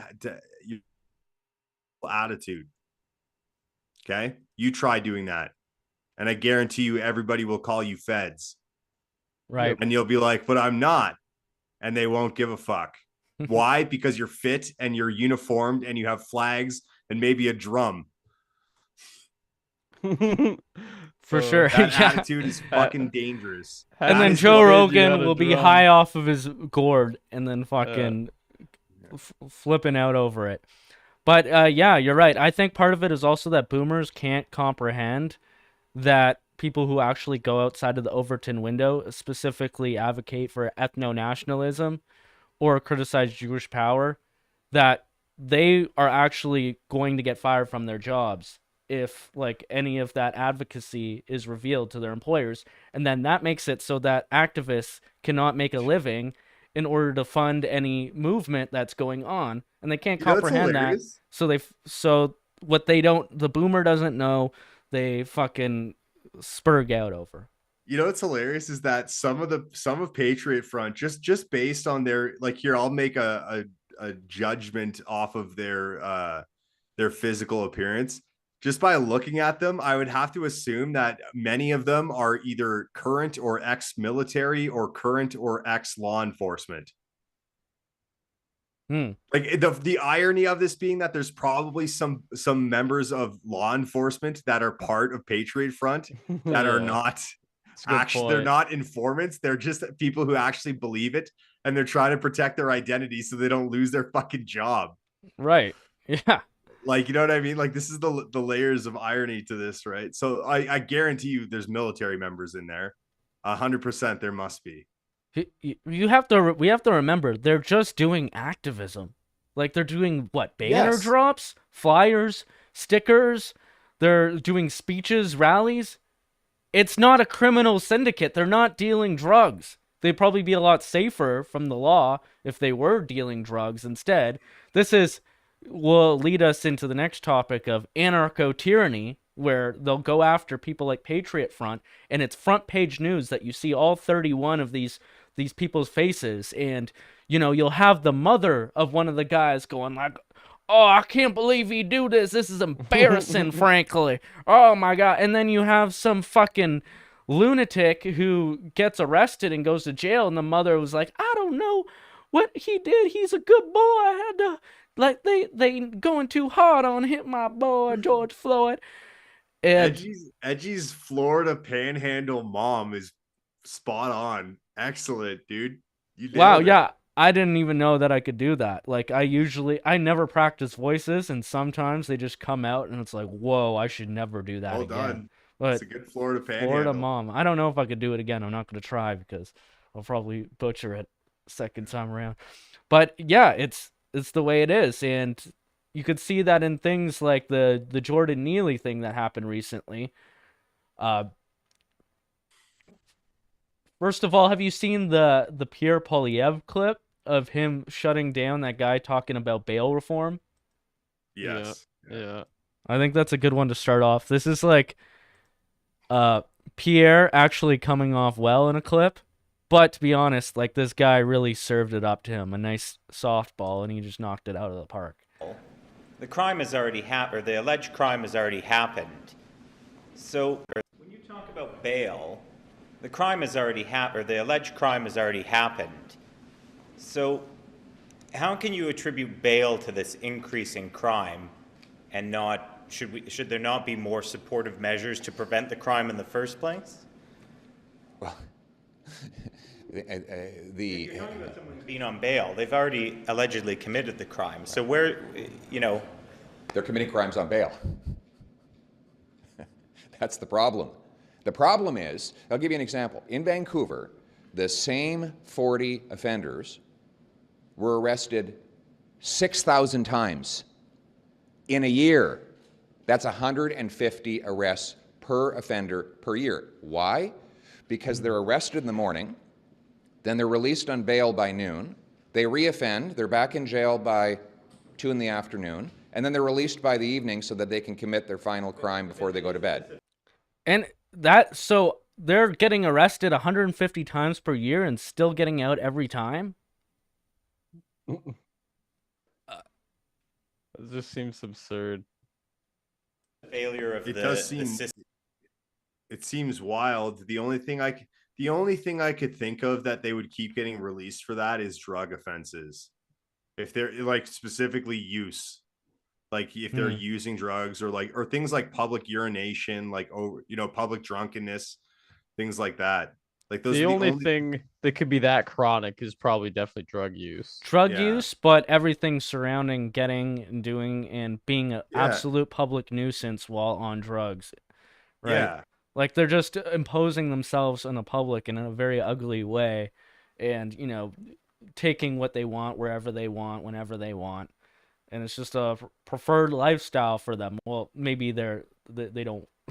Who knows if they want to be doing it or not? Like that's not really the point here, but it really goes to show the difference between the left and the right on ideas of like crime. It seems like the left just thinks that nobody should ever be held accountable for anything. And at least the right wing, when they, or at least even the normie conservatives, they have at least some sense on being a bit tougher on crime. System to not support people who have committed crimes, gone to jail, served their sentence, and then they're committing another crime. So is this not a failure of things like social services and support for people who have committed crimes? Are you serious? I'm asking you a no, question. I mean, are you serious? Come on. You're telling me... No, excuse me. Let me answer your question. Are you honestly saying that it's society's fault if a repeat violent offender commits 60 or 70 offenses? I think that criminal is to blame for his own actions. He is personally responsible. We're not talking about some kid who made one mistake when he was 19. We're talking about people who do 60, 70 violent offenses. Why do those people and then they're because they're criminals. But why are they criminals? Because they do crime. As if they're like he's gonna be able to solve why somebody is beyond belief. Poor George Floyd. All he ever did was a bunch of drug offenses, try to stick up a pregnant woman. Poor George Floyd. Like this is the again, that's the vibe I get from Mr. fucking prostitute journo here. Yeah, man. I didn't even see this part of the clip. I stopped at the first half and I was like, yeah, this guy's retarded. Then I moved on. I didn't even see that part before. Let's see how it ends. Because we let them out early on bail. So because they I think we've solved the riddle here. Because they got let out early on bail. That's right. They then commit the crime. That's right. So that's what all the experts agree is the cause of the crime. They should have a permanent social worker with them on the streets at all times, like answering to their every call. Yeah. I don't know what this person expects. So had they stayed in jail the whole time on bail in jail, not on bail as you say, they would then not commit crimes. Because they'd be in jail, so they couldn't commit crimes. And when they get out at the end of their sentence, they're crime-free? Well, we can't guarantee that, but what we can guarantee is the period when they're behind bars, they will not be able to do crime. Frustrating. Now, of course, there's the Jordan Neely situation. The guy, I think it was May 1st, he got choked, subdued in a subway because he was acting out. He was, of course, the Michael Jackson impersonator or beggar and vagrant that was on the subway, like harassing people, much more so near the end of his life. I think he'd been arrested, 44 or 45 criminal convictions or arrests. 44. Okay, sorry. Got to get that right, or else the left is gonna freak out, right? I literally saw that happen. On somebody was like, he was arrested 46 times, and then somebody else is like, no, it was actually only 44. That's a fact check. It's like PolitiFact says that this is false. It was actually 45 times. You have like the meter all the way to the left. Like it's like at what point does it really matter? What if it was 50? Would it really make a difference? What if it was 30? He's been arrested 44 times. No, it's actually only 30. Like, that's still fucking crazy. Well, yeah, I think this situation is interesting. This guy has become somewhat, as they say here in this Vice article, in a more negative way, though, he has become the next Rittenhouse. He has become the next Nicholas Sandman in a way. And it's interesting because usually the Con Inc., the conservative media establishment, are cowards and they throw people under the bus for this, like what they did to Derek Chauvin, even though there was evidence that, you know, George Floyd, that was on 3 times the lethal dose of fentanyl when he died, right? And there was all this extra footage that they didn't show to the media, but it was, I guess, for the optics. The establishment, I don't know how they decide these things. I think maybe there's like, they whisper into each other's ears and they decide if this is a cause that they want to take up, and either the ball gets rolling or it doesn't. And clearly it didn't happen with Derek Chauvin. Definitely didn't happen with the McMichael brothers, with Ahmaud Arbery. Everyone knows the jogger, the infamous jogger, who grabbed the guy's gun. Maybe they shouldn't have been trying to apprehend him for a break and enter or a trespass or whatever Ahmaud Arbery was actually doing instead of jogging, that false narrative. But either way, the guy grabbed the end of the guy's shotgun, and that's when he got shot, trying to pull the gun out of his hand. But those guys all got life in prison, including the guy who merely followed them and filmed with his phone. The conservative establishment, on the same day, so right around the same time, in the same day or two, Kyle Rittenhouse got declared innocent, and at the same time, the McMichaels both got life in prison, and then the other guy got like 10, 15 years for simply following them and filming it. Yeah. And then the conservative establishment, like Crowder and Daily Wire and all these people, were like, justice has been served. Everybody got what was coming to them. And it's like, whoa. They're really putting a fine line into like who is a hero and who's not. Like, these are some very nuanced situations. But it seems like they have picked this guy Daniel Penny as their guy. He's a Marine. He's a Chad. I don't know. He's the sexy new figure of the boomer, right? I guess he's their guy. Now, it's interesting that they prop somebody up like this, because this isn't usually the narrative, the agenda. They usually go after people who try to defend against these criminals, right? So I think it's kind of like a pressure release valve. Things are going to get out of control unless they lionize somebody like this eventually and make it seem like the right is winning. Meanwhile, the streets are being flooded with more and more immigrants, and the crime is escalating. They need some kind of pressure release valve with a guy like this. Yeah, for sure. All right, I gotta jump out though, guys. Thanks for having me, Edgy. Yeah, no worries. Thanks for coming on. Talking Patriot Front. Those fucking feds, man. Yeah, fuck them. All right, enjoy your Fed activities. Cheers. Have a Don't good one. entrap anybody tonight. Yeah, no, I won't. I gotta go take my dog out. All right. Take it Easy. But yeah, I think you have a good point about the pressure release valve thing. Dare I say, Trump, on a macro perspective, was like a way bigger version of this, where they gotta give the right a few wins, you know what I mean? Or else they're just gonna start getting like disenfranchised and all fucked. It really is weird, because McMichaels, they were nothing. They were disgusting. I think only Stefan Molyneux was one of the only content creators that outlined.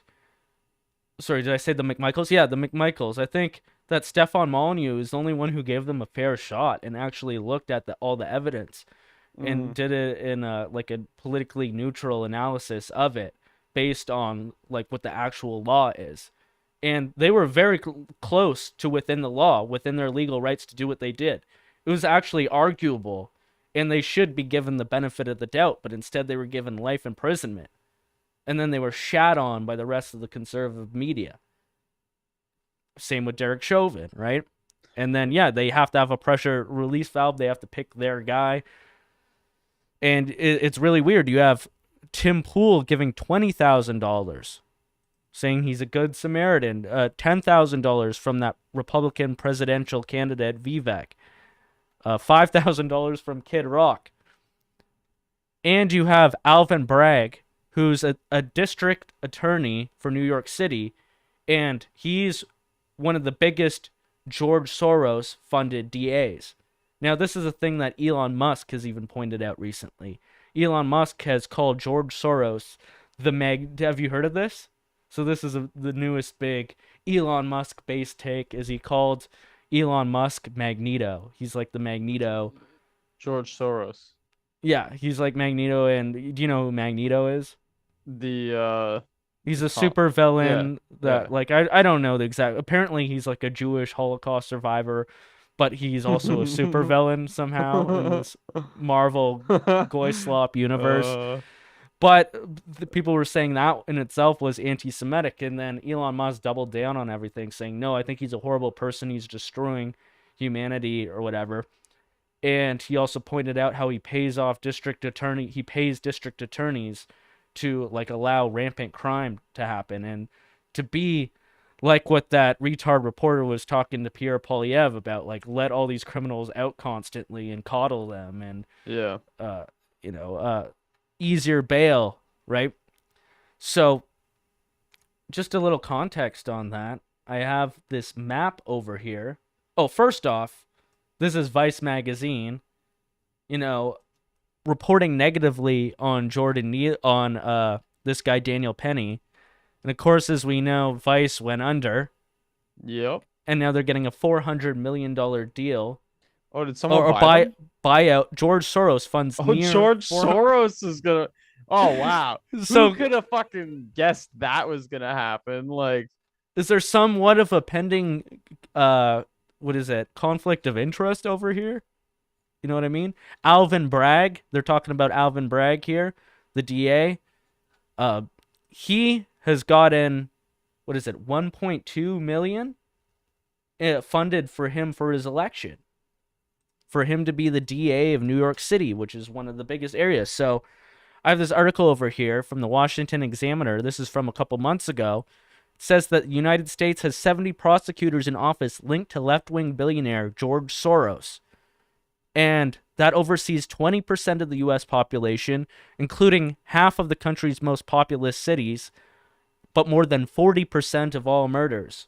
So over 40% of all murders fall under the districts of George Soros funded district attorneys, according to this article at least, in the report that came from policedefense.org. So Soros poured $40 million into getting his candidates elected, many without any previous prosecutorial experience. In 10 races alone, he spent $13 million, by far the biggest spender in the race, and with some candidates constituted 90% of their campaign funding. The funding was directed through affiliates. Of course, he has all these different shell organizations, these different fronts. The guys from Anti-Hate wrote reports on us in Canada for a different organization, ISD Global, the Institute for Strategic Dialogue, which is also funded by George Soros, Open Societies Foundation, and other organizations, doing hit pieces on every different Western country all throughout the Western world, on hit pieces on the right-wing movements there. So they have all these different organizations to funnel all this through. And yeah, of course, the DA, Alvin Bragg, he spent $1.1 million on, and that's also the DA that's indicting Trump. So it's all coming together pretty nicely for them. And I think that this is part of a bigger political plan to push back against them, too. The Republicans are tired of taking L's, so this guy, Daniel Penny, is lucky enough that they don't throw him under the bus like they did Chauvin, but they support him because I think there's enough political chips at play here to make the proper move. Mm-hmm. So that's kind of what's going on there. We've got Anarcho-Tyranny, all these criminals getting let out.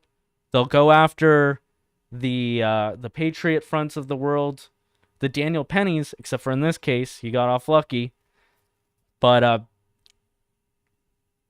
they have to give you that pressure release valve, right? They have to make you think, are we winning, son?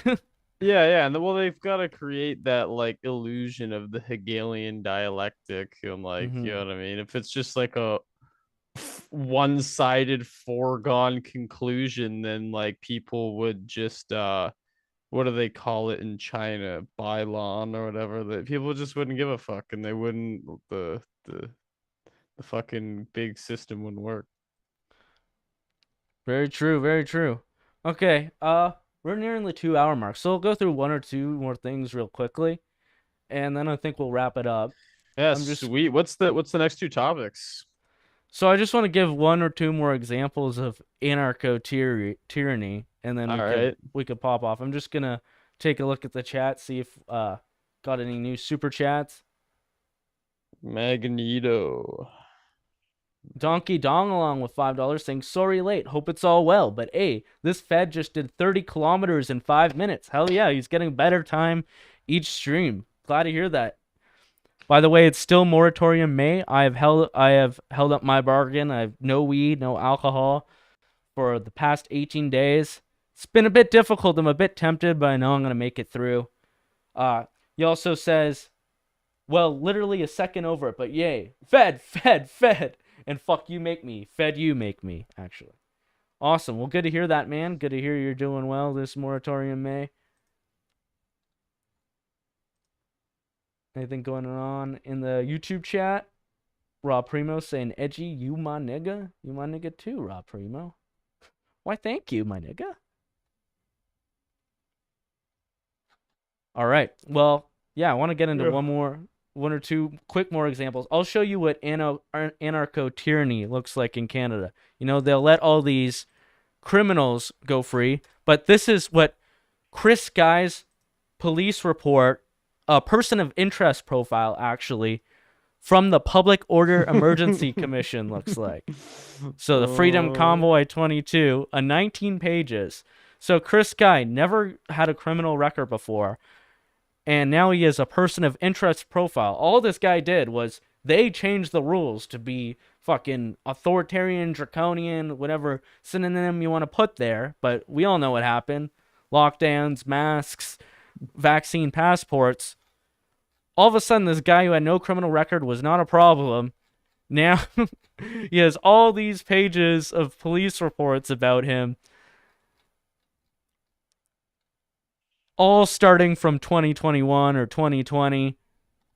Police info, police info, police info, police info, suspicious person. Prevent breach of peace, traffic enforcement, threat. And then, of course, after you get enough of these piling up, these little things, then they're you know that they're after you and they'll trip you up. And now he's getting bullshit like threat charges or whatever. And I think he's beat most of those at this point. But yeah, this is what anarcho-tyranny looks like. A guy who shouldn't be a problem, but now he's put into a situation where that was just the OPP. Sorry, there's all these too. Now you have the RCMP, VIP security threat, subject of COVID complaint. Demonstrations, protests. Wow. This is what the government is spending your taxpayers' money on while they shut down all your businesses. Anarcho-tyranny, folks. One more piece of Clown World.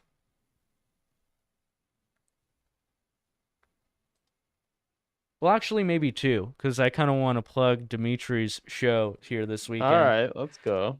So Dimitri is doing some shows this weekend. I think Friday and Saturday he's got a new location. It's in Etobicoke, so it is closer to like the Hamilton area if you want to go there. I'll repost it on my Telegram. There's also a promo code for it, Edgy Maxing. If you type in Edgy Maxing into the promo code, I will get money from your ticket sales. And I believe it also takes $5 off the ticket. I'm not exactly sure. I'll post that. So if you want to go to comedy shows, there's one Friday and one Saturday in the Etobicoke area. So look out for that on my Telegram. But anyways, this is a video. Oh my God. All the sound is being taken off of videos. Fuck. But anyways, this is him filming a bus driver getting punched out by, I guess, a fella. I don't know how to describe this guy. Oh, don't describe him too hard. Yeah. But anyways, you have an Asian driver getting punched out, and then everyone has to stop the bus. The bus driver has a bloody nose. This is just, I guess, going to be the new future for people in Toronto and greater area. You know, public transit, especially if you can't afford, if you're one of the peasants that can't afford their own vehicle, and more people are going to be forced into public transit as, you know, 15-minute cities and carbon credits continue. So that's one thing to look forward to. But of course, you'll probably have some social worker come on the news and tell you that you need to put up with people who are going through a hard time and having a mental health crisis, right? Mm-hmm. You're the one who needs to be more compassionate. Have you heard of this story, though? This one's good. So this is the newest Karen that's going on. We'll end on this. Oh, no, I haven't seen this. Oh, this is great. So, title here, this is the one that corrects the record, basically. But over the past few days, this woman, basically, she rented out one of these city bikes with her phone, and then as she was going to leave, by the way, she's 6 months pregnant. She goes to leave, and 5 youths, 5 teens, surround her, and they block her from leaving, and they push her back into the bike stand. Like, they push her bike while she's on it, saying, yo, this is my bike, and whatnot. And then she starts, like, yelling, like, help, help, help. And they're like, we pay for this bike. And then someone films them. They're all laughing at her. Terrible. Telling her that her baby is going to come out retarded. Like, the guy literally says that in the clip. Here, I'll show you the actual clip. Oh, man, I'm mad now. I'm mad. Yo. Oh, you should see how people responded to it, too. So this is from Twitter, Benjamin Crump. This is the lawyer who is the lawyer for Trayvon Martin, Michael Brown, George Floyd.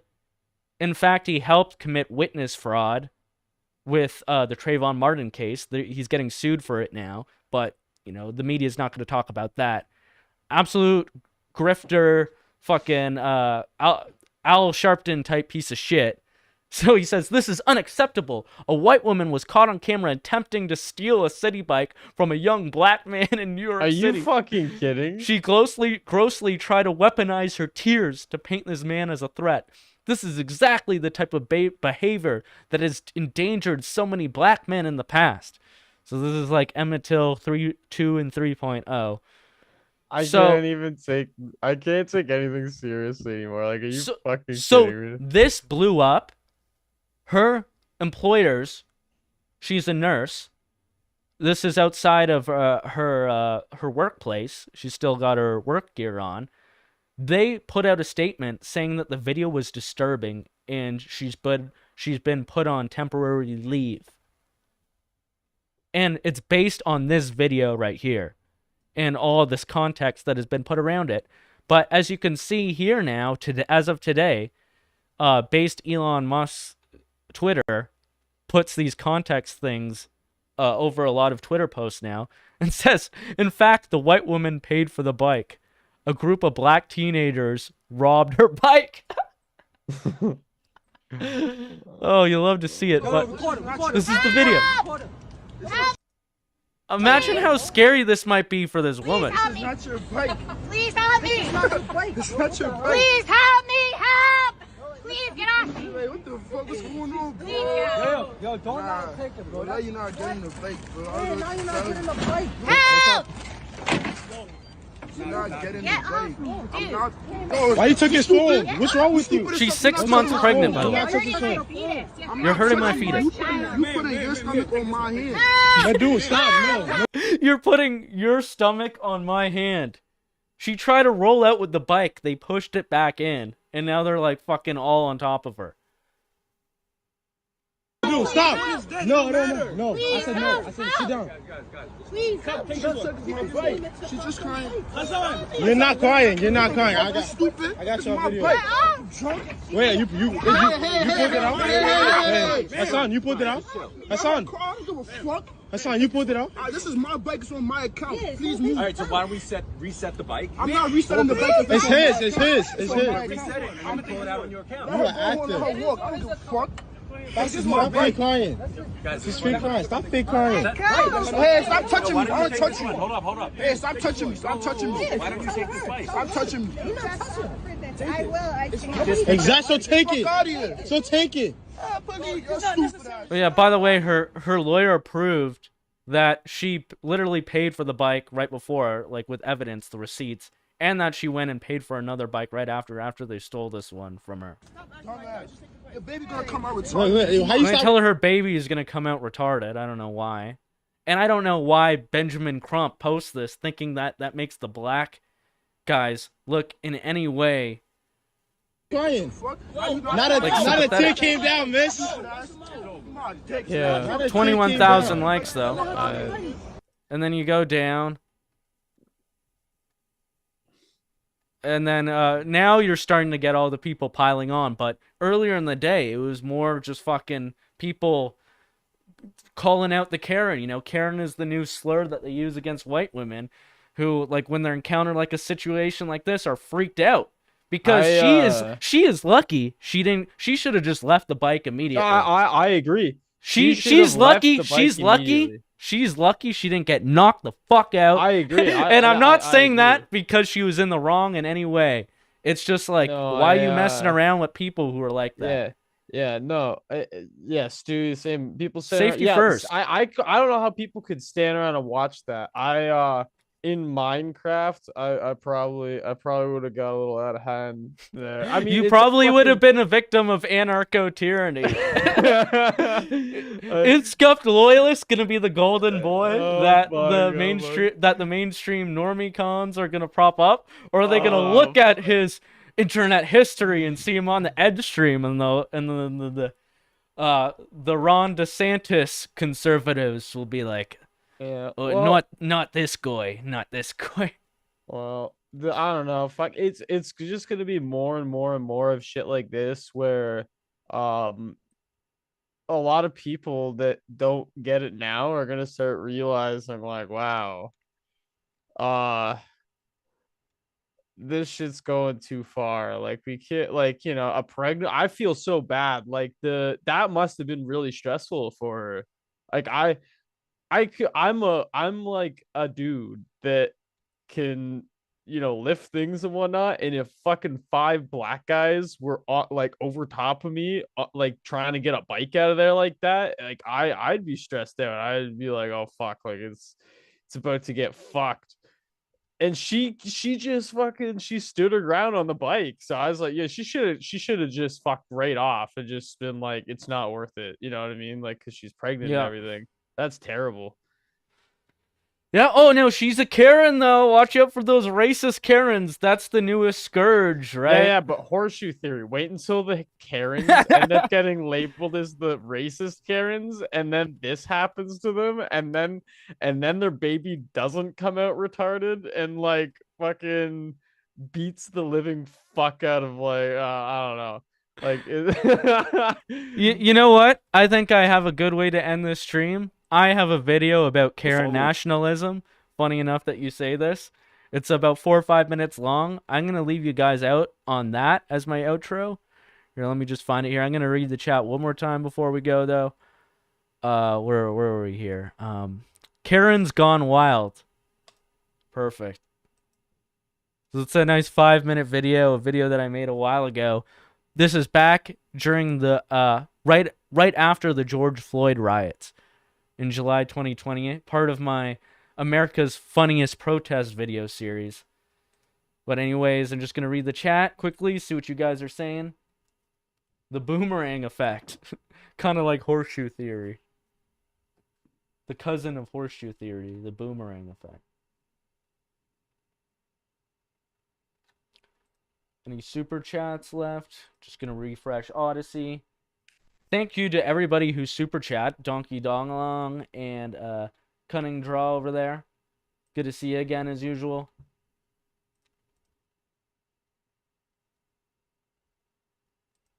All right. Well, thank you for coming on, Scuffed Loyalist. I no appreciate worries. you coming on, giving your takes as usual. It's always fun with you. Any last things you want to say? No, not off the top of my head today. Not off the top, man. It was good to be back on the show. It's been a minute. Some interesting topics. I'm a little shooken up after seeing that pregnant woman get fucking rubbed off a bike by a bunch of teens, fellas. redacted by a bunch of fellas. The fellas are at it again. Yeah, the fellas are Well, out. anyways, thank you for coming on. Appreciate it as usual. Thank you all for watching. I'll see you again. I assume next Tuesday night. I was sick pretty bad with the fever. I'm running on Neocitrin today, and made it through this show fine, and I'm glad for that. But yeah, I'll see you again next Tuesday at my proper time slot. Maybe some of you are watching the replay because you watched some of the other good streams on tonight. But anyways, thanks for coming, and check out my Karen's Gone Wild video. It's a bit of a palate cleanser after what we just saw there. Ladies and gentlemen, welcome to America's Funniest Karen Videos, featuring your host, Bob Faggot. All right, make sure you guys smash that like button too. Let's get this up in the algos. Let's get these algos going. Thank you. See you guys next week. Enjoy. Ladies and gentlemen, welcome to America's Funniest Karen Videos, featuring your host, Bob Faggot. Thank you. Thank you. There's a new phenomenon going on throughout the USA. The ongoing epidemic of Karens. The popular use of the meme Karen has evolved over time. Karens were initially the prototypical bitchy soccer moms with their signature haircuts, whom if you forget a ketchup pack in her fast food order, you're damn sure she wants to speak to your manager. What is his name? Because he is getting reported. You're a piece of shit, bitch! You fucking piece of shit! Say it, leave!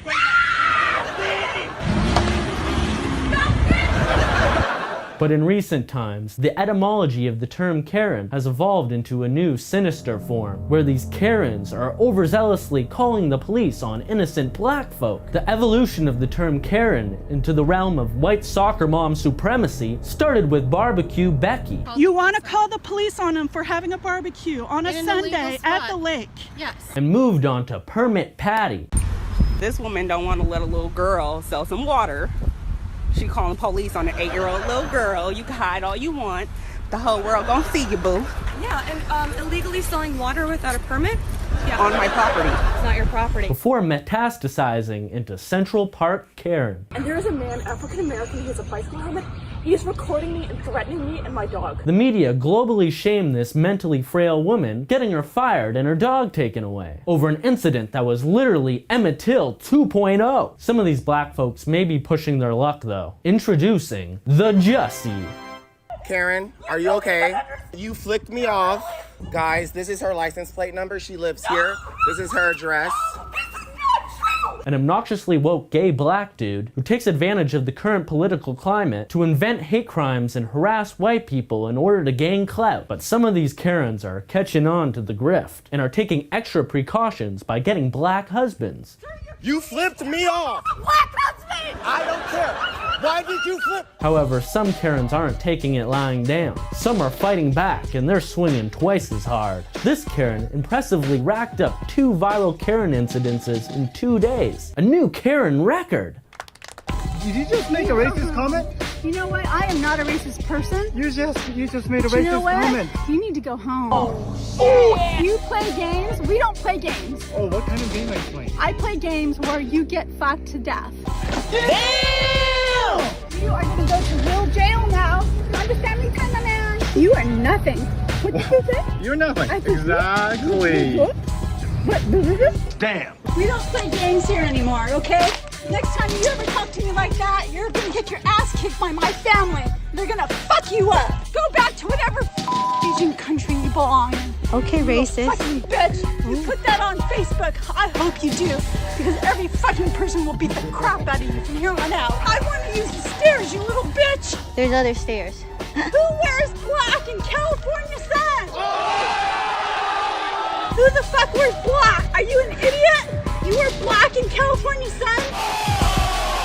Now, there have been reports of Donald Trump's rhetoric inspiring a surge in anti-Asian racism, but I'm starting to think that 99% of it was just this woman alone, fucking the whole Asian community to death with her crazy family. I play games where you get fucked to death. You're gonna get your ass kicked by my family. They're gonna fuck you up. Things are getting crazy out there, but I think that the Karen may soon be dethroned as the queen of entitled bitchiness. This upcoming generation of woke leftist white women has spawned a new contender to the Karen. Introducing the Karen. Do Black Lives Matter to you? Do Black Lives Matter, right, Karen? Fucking white piece of shit, you little fucking cussy-ass bitch! Oh yeah, you wanna fucking go, Karen? Until Black Lives Matter, no life matters! Black, white, yellow. That is not our fight! Until Black lives mean something to this country! No. No. Forcing her trendy woke politics upon any unsuspecting crypto Karen who fails to understand the Marxist logic behind it being a mortal sin to say all lives matter. Until Black Lives Matter! Black Lives Matter! I don't really feel like picking sides here, to be honest. Since we're canceling everything now, I'm just gonna say hashtag cancel women. How about that, fellas? Except for Stacy's. And their moms.